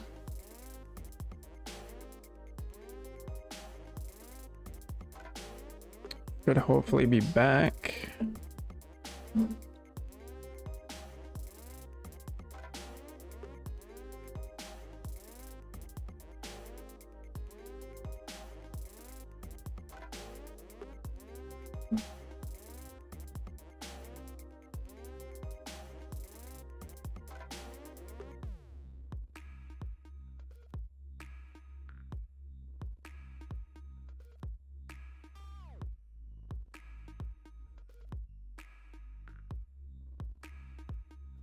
So unfortunate with the aces there, but if we're gonna call a flop, we can't really call that turn. I can't really fold that turn to that size bet. 22 BB. I mean, it's a pretty... They're not great kings, but 20 BB deep with this much in the middle. I think we're just gonna stick it in. And hope for the best. Fold would be nice.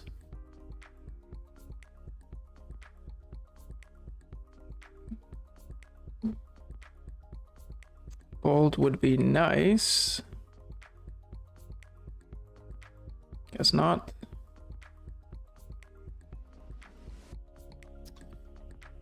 That is unfortunate and then very fortunate.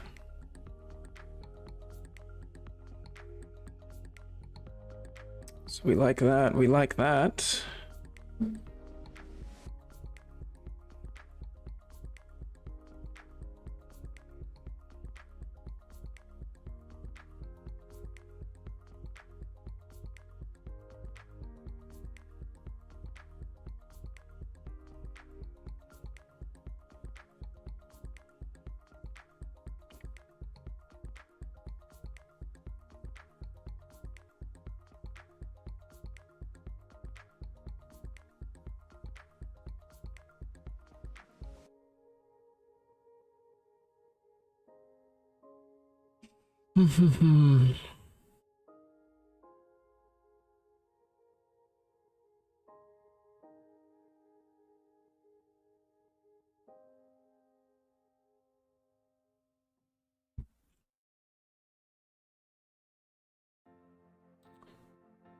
Out of position with 3 diamonds. I mean, we're not folding much with the overcall. Definitely not folding.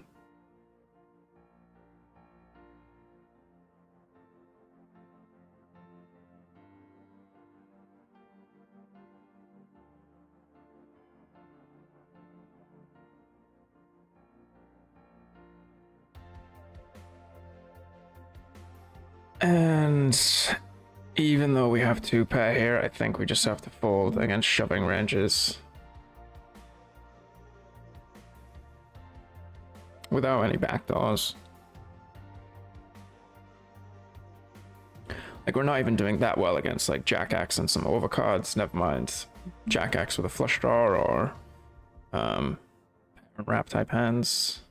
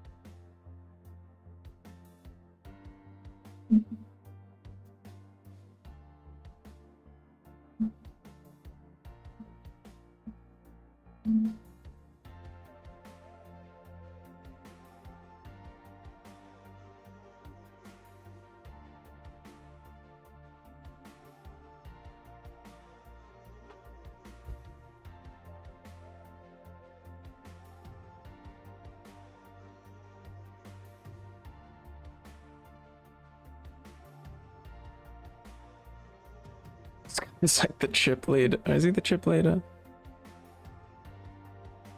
It's gotta be close. He is the chip leader from 0.75 big blinds. There you go, people. There you go.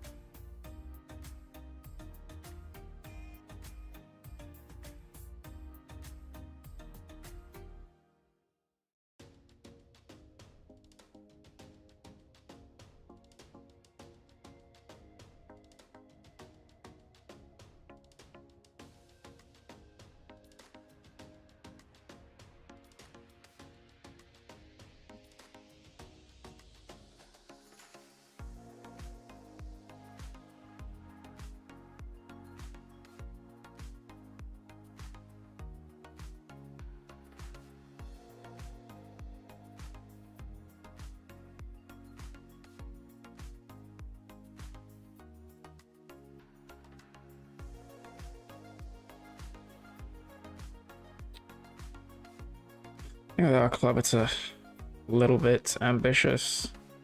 So the 6 is not that relevant in these ranges, especially with a small blind. 10 or the ace would be a much better blocker.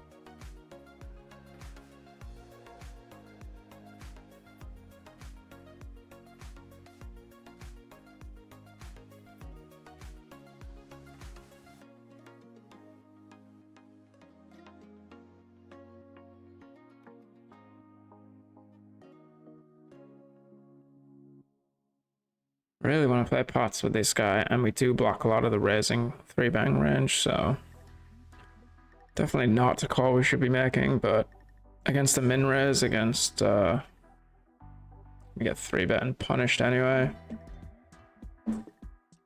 And we're just so dominated in this range. into these low SPRs that we get to on the flop. Just gonna flop enough equity to stack off and kind of be in trouble. So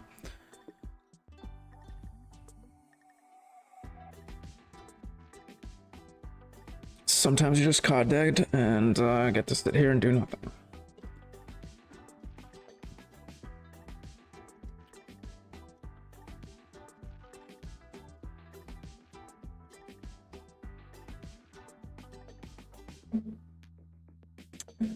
And when we start thinking about sort of ICM stuff, as we get closer to the end of late reg,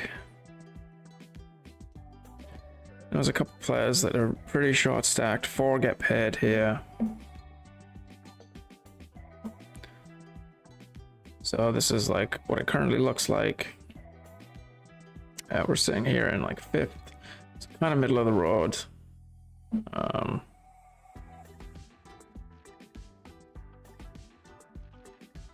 think someone else just got stacked actually.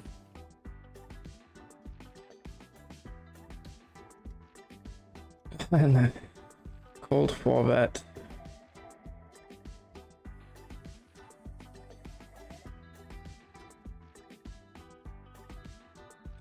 River the nuts. But obviously never calling there. It's basically always aces.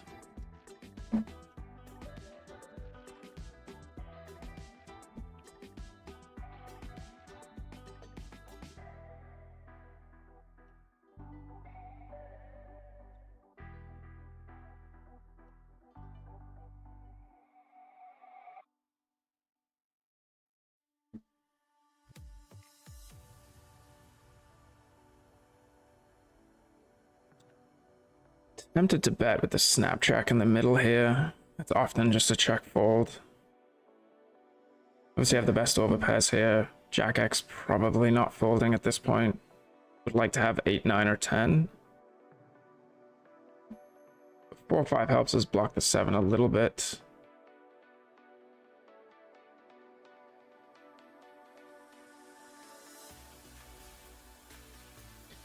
Now it's kind of nice to block 8, 9, 10, but you know, not having a spade, those hands are still going to continue, especially on a paired board. We check back a lot here, and then a small bet river is a bluff if we don't improve to an ace or a king.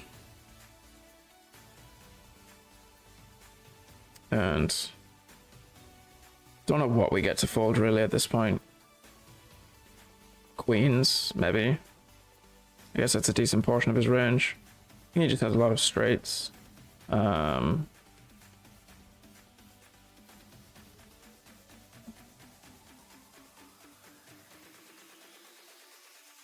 Could have rivered 10x. Don't know that we get that to fold. I'm just gonna check. And he had the jack, right?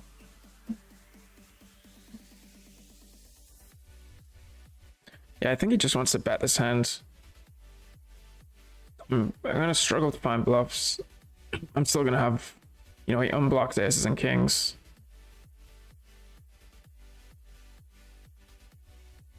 It's not great having this guy behind that 3-bets a good amount, because I'd really like to be calling these sort of min-raise opens.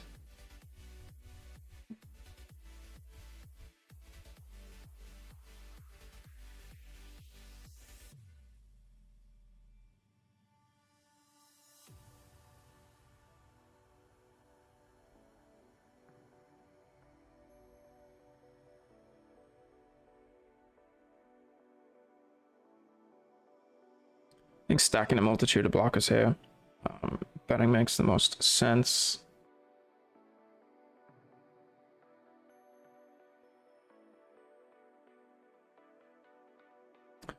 Turn the straight.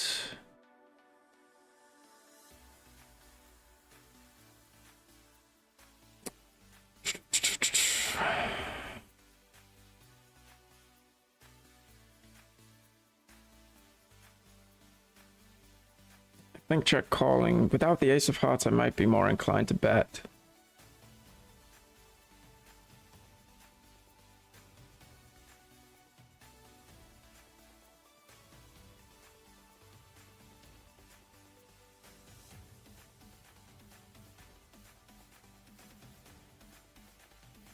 And then I think we have a great candidate to bet, but we'll get bluff catches from 2-pair. And on this flop, backdoor flush draw.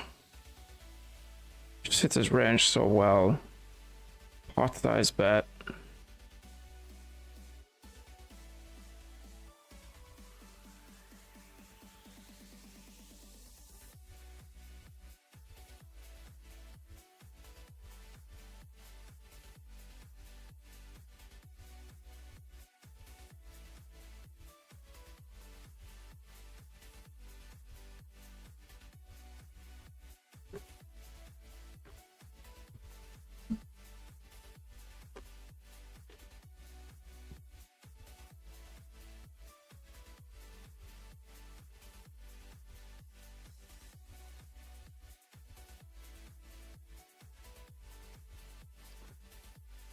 And good chance we're shipping it on the left here.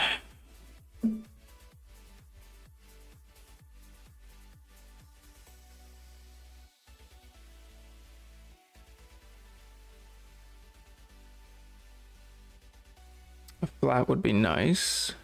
Nice. Okay.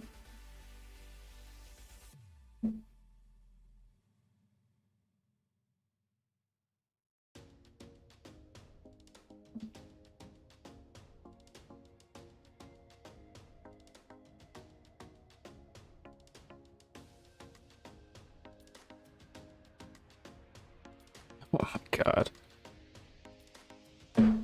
Oh, I mean, can we fold?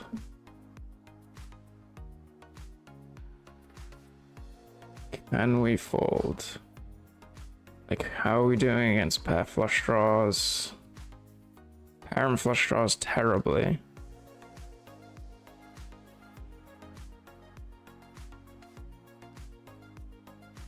For this, I don't think we can.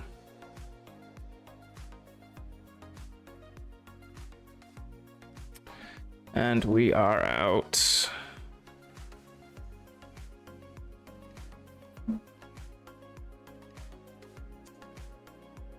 An interesting one to look at. Tempted to fold. Tournament-wise, cash game obviously never folding. On the right table against this size, don't think we can ever fold 2-pair.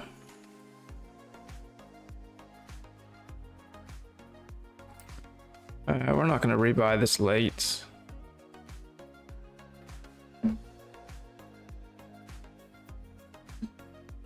So...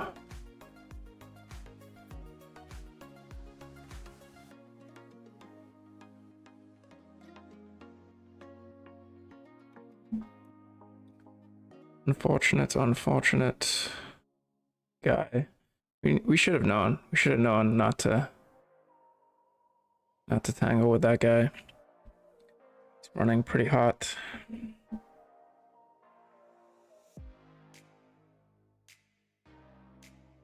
All right, we just need a... And come on.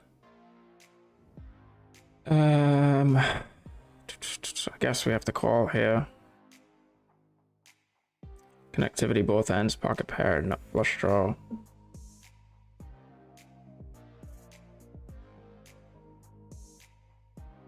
We should be checking full range, and I'll be ripping.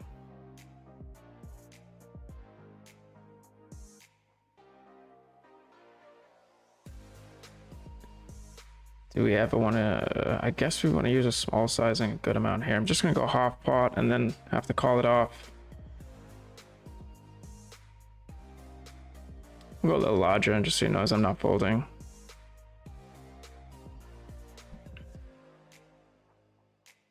All right, we need to save the day. Save the day with a cash in the 500.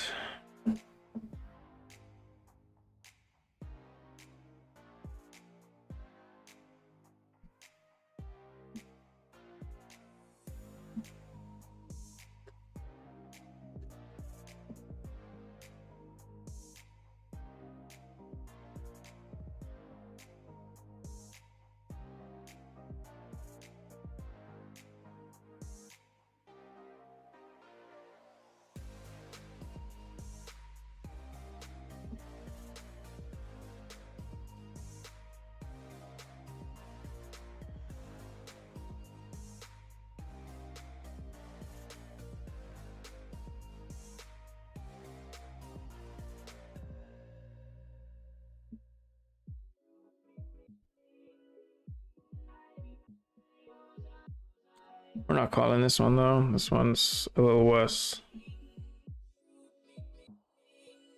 This guy is all in, I guess, but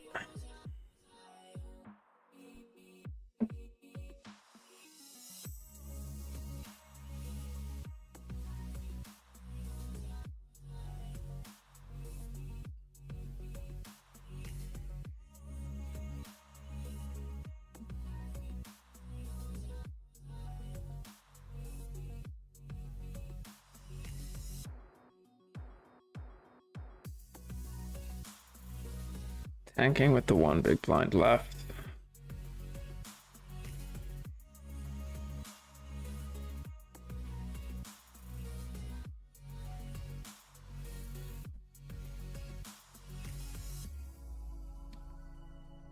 Seven, eight.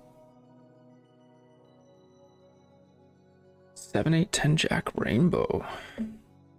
Okay.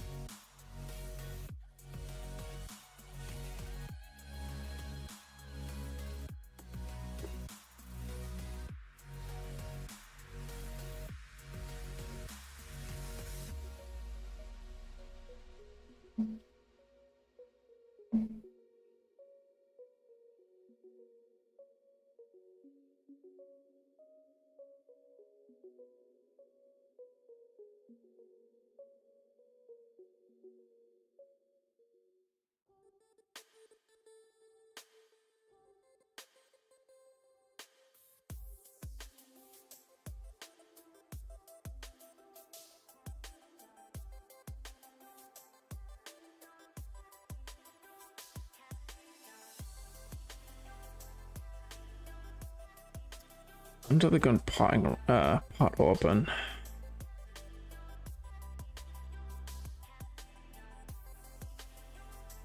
Do block some of the jamming range, so am I flying here?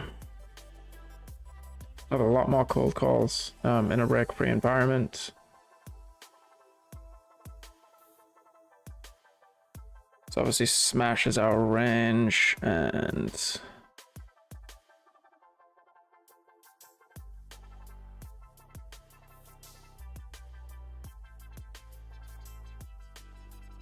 I think a decent candidate to bet here. I mean, with our specific hand, could argue that maybe we have a bit too much showdown, and we're only falling out like the 7, 8, 9, 10 type hands.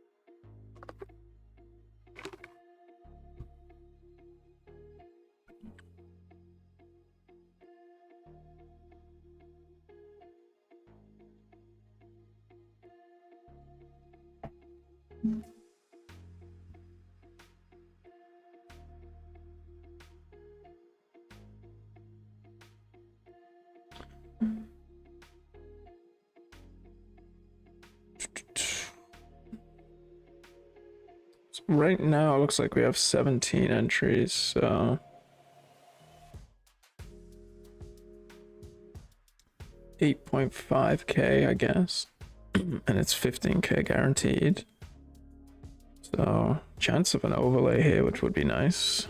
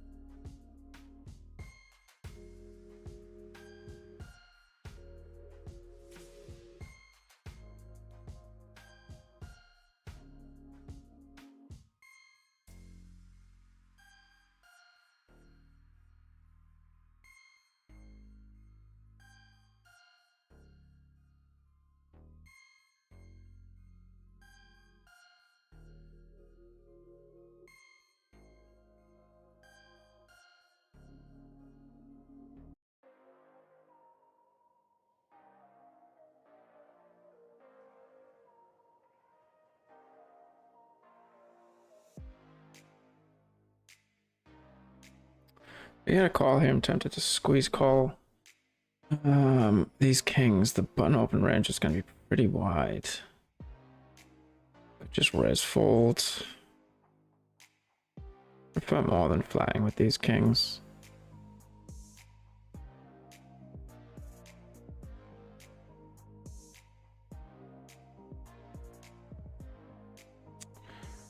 That is unfortunate. Just seem to be running into it today, one of those days. I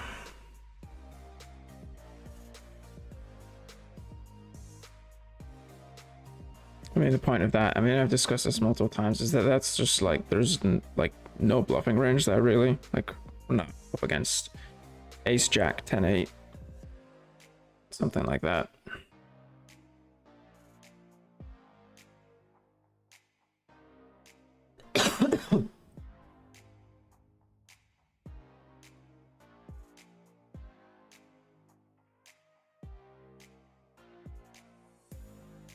Over limp here on the button, and then call the res if there is one.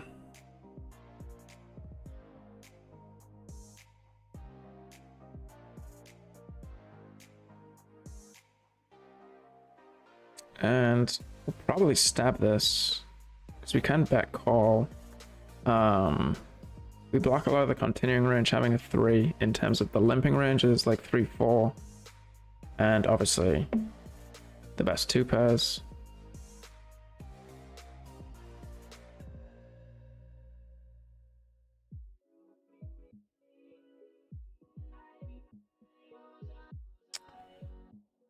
On this turn, when we block the draws and have no spade, you know, it's a bad card for our range. We're gonna have to check back a lot on it.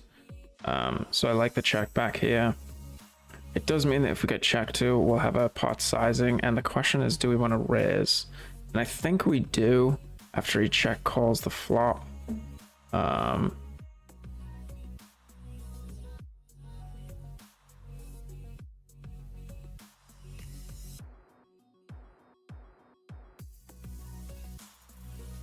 We win a nice pot. And then get aces in the next hand. See what the action is here. These are... I mean, we do have a nut suit. I don't know how many nut suits. We're playing this guy's quite wide. He has seen us 3-bet fold, so I think probably raising is better here.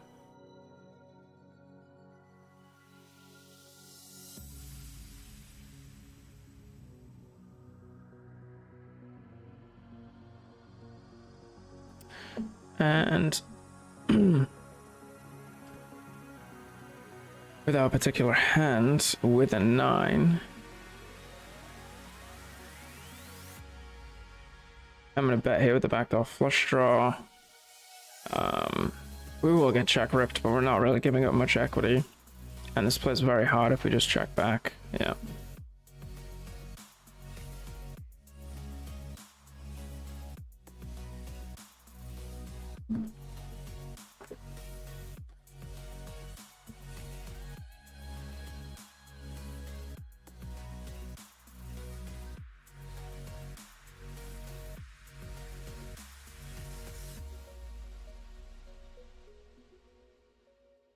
At 30 bigs, not sure that we really want to be opening this, actually, out of MP.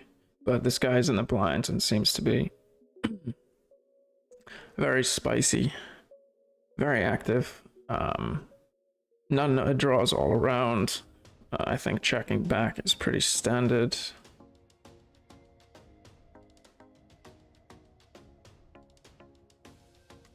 Pot size bet on the turn.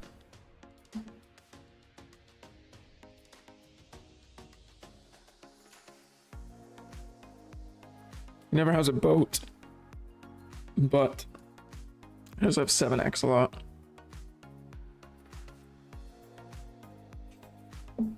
I think we're just gonna fold. Pick some better spots against that particular player.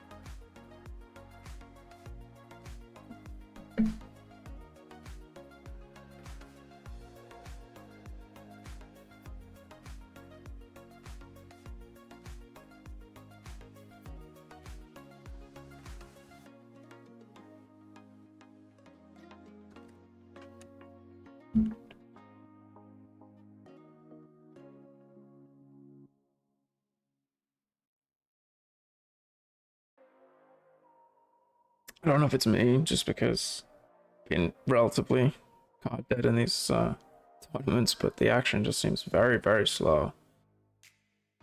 Maybe it's because I haven't played one table in a while, but these guys seem to be taking a long time to make decisions.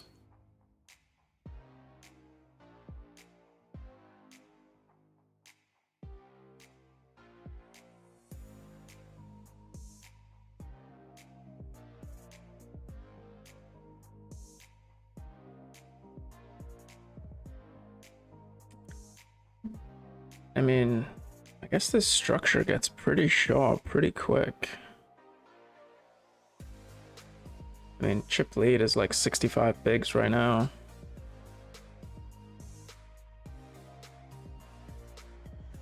Looks pretty good with the 5 and the ace of diamonds, but I think that we want to have, I guess we do have a straight blocker on the low end. 9-10 is obviously something that we want, but oh, I get snap called. And a turn that we absolutely cannot bluff on, given our particular blockers.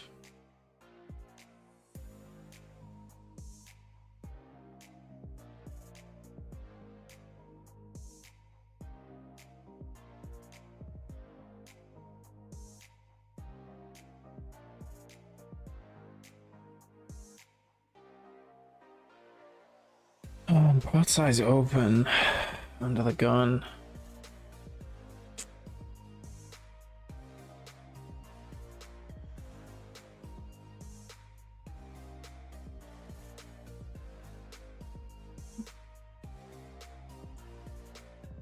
Do we fold?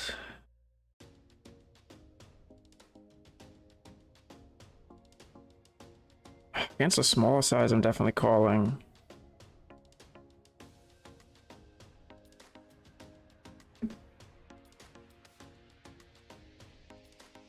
Not sure against pot.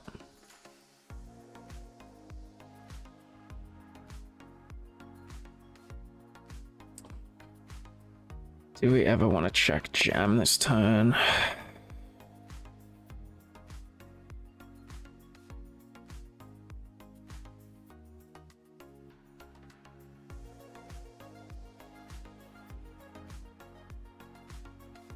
I don't think he's ever going to check back ace 10.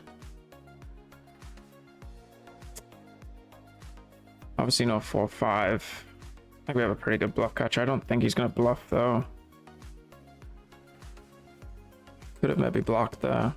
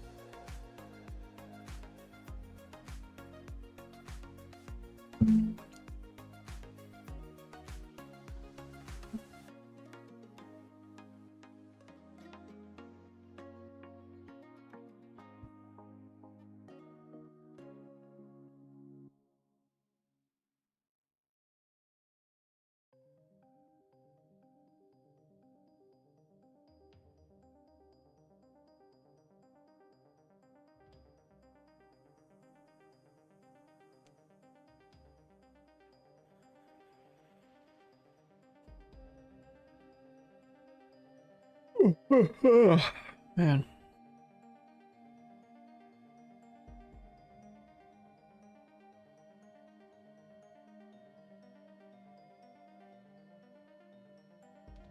Get the blades.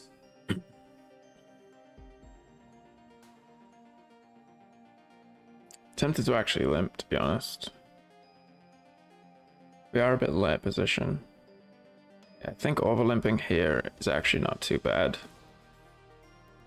Given that we have the 18 BB guy in the big blind. Not as valuable to do this like at short stacks.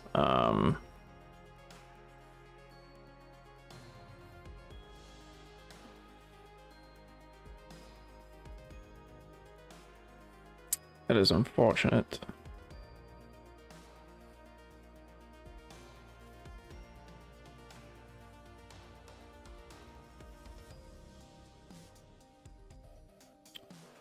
That's less unfortunate.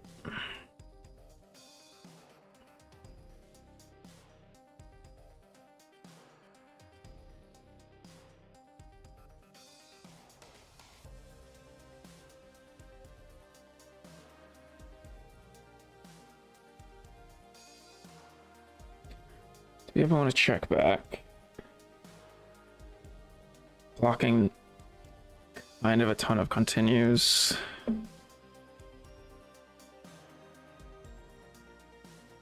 Now blocking everything.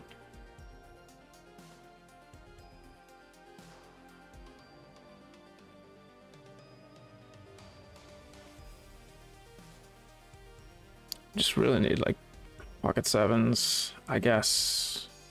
I guess we check back again. I mean, I don't know what I'm hoping for on the river. Potentially a straight to complete.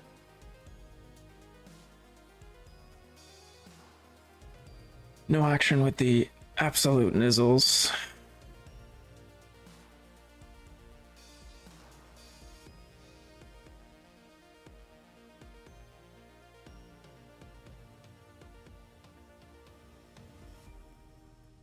On the grab, we're gonna get bluff raised here, so do we just go pot? But we don't have that many hands to go pot with. It's pretty unfortunate in a four-way pot at a late stage of a tournament. Kind of tilting, to be honest.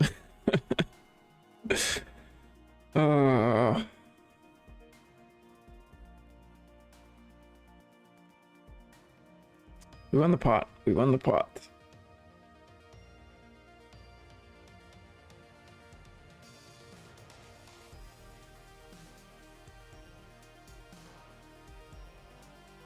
Oh, we run into our friend.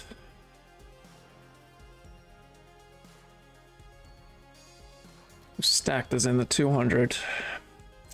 Do we want to lead here?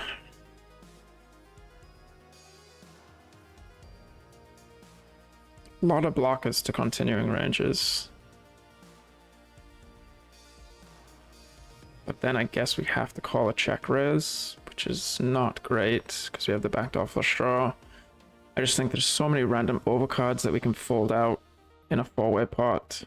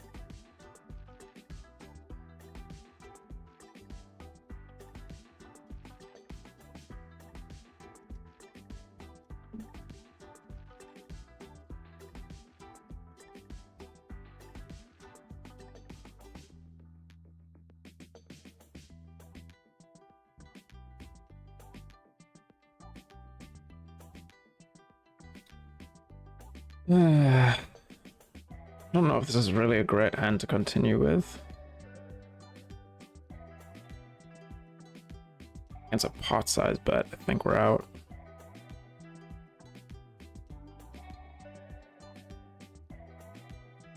I think we're out.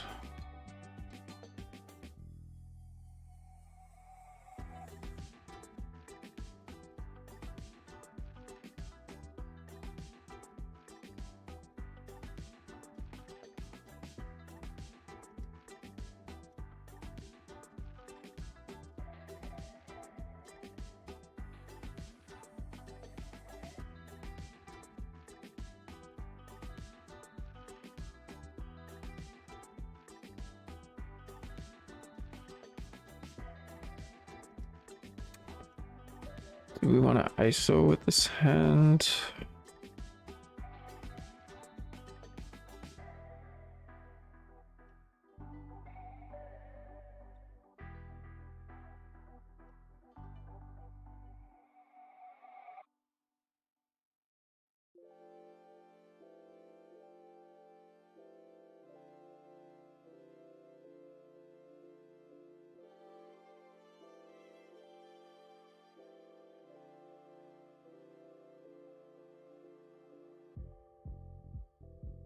I mean, definitely connects somewhat with, more so with limping ranges.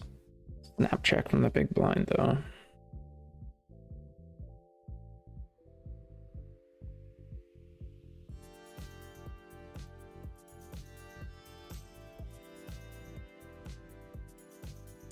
Yeah. I think we at least want to block a pair if we're gonna try and bluff here.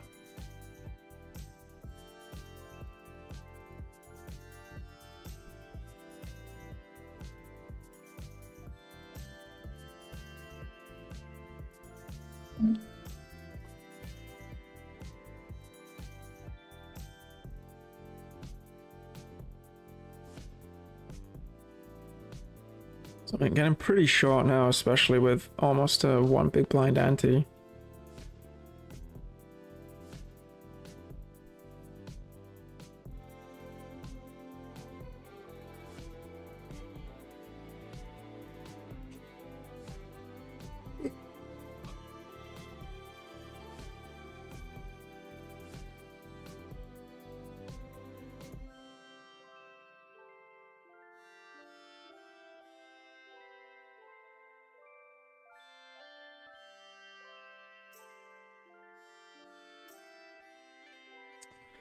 Alright, break time. We will be back.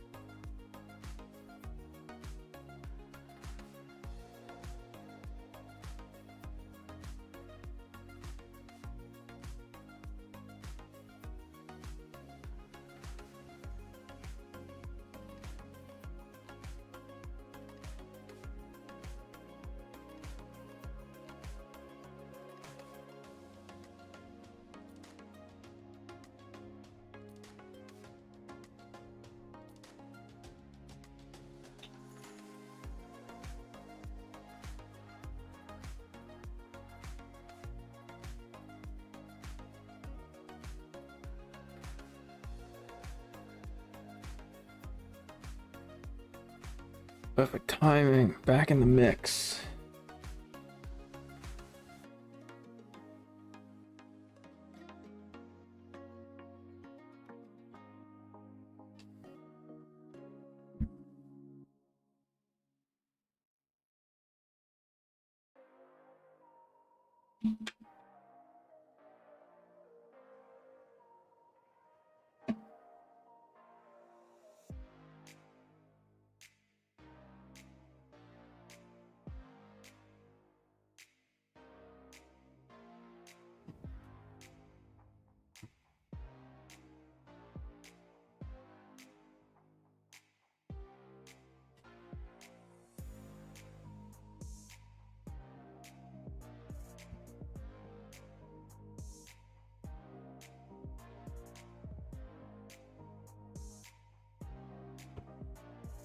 I really want a hand when this guy shoves.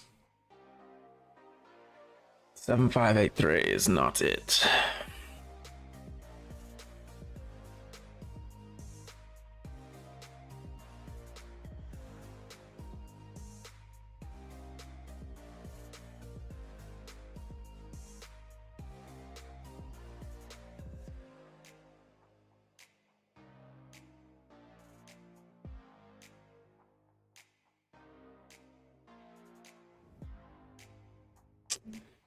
Alright, he's all in. He has come back from this before. His confidence must be sky high, playing the one big blinds. How he's doing in the other event.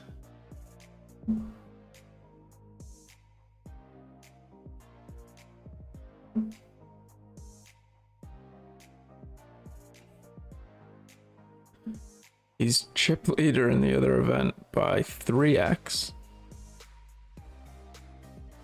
And there's 5 people left. So he's in the money. And he has 3x second place right now. Told you, it's the winner.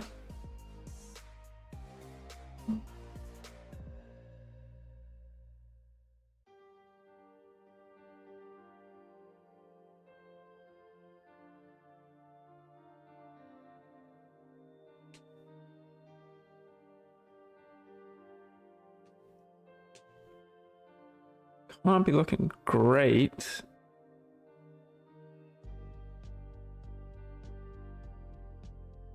He does get busted. A few people get busted.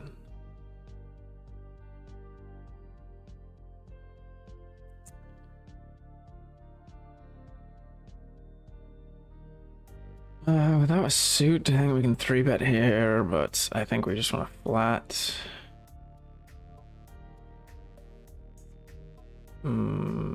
Unless we somehow disconnect. What? What?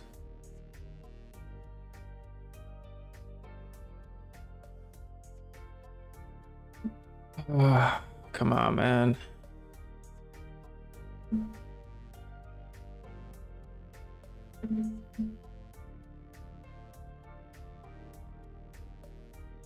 What the fuck is going on? My internet is working fine.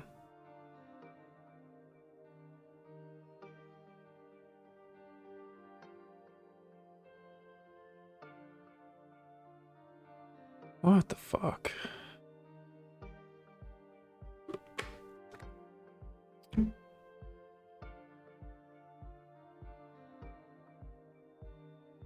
I mean, keep telling me that. Thank you.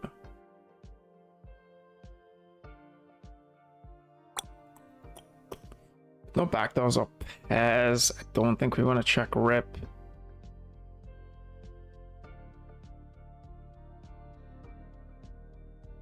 Do a very strong hand though.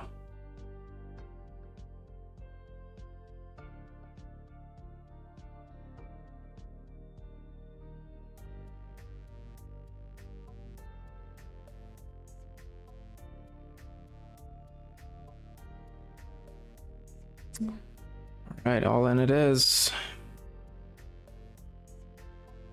Come on, man.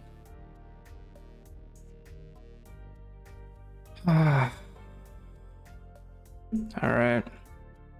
Well, Not the most fun day I've ever had playing poker, as you can probably tell.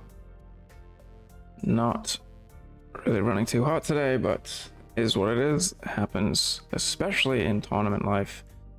So we do bust probably a little over 1k in terms of buy-ins today with no cashes, unfortunately. But yeah, thanks for those folks that have been tuned in. I know it was a bit slower today, so appreciate you guys watching. And yeah, we'll be back soon with some more live streaming and content. But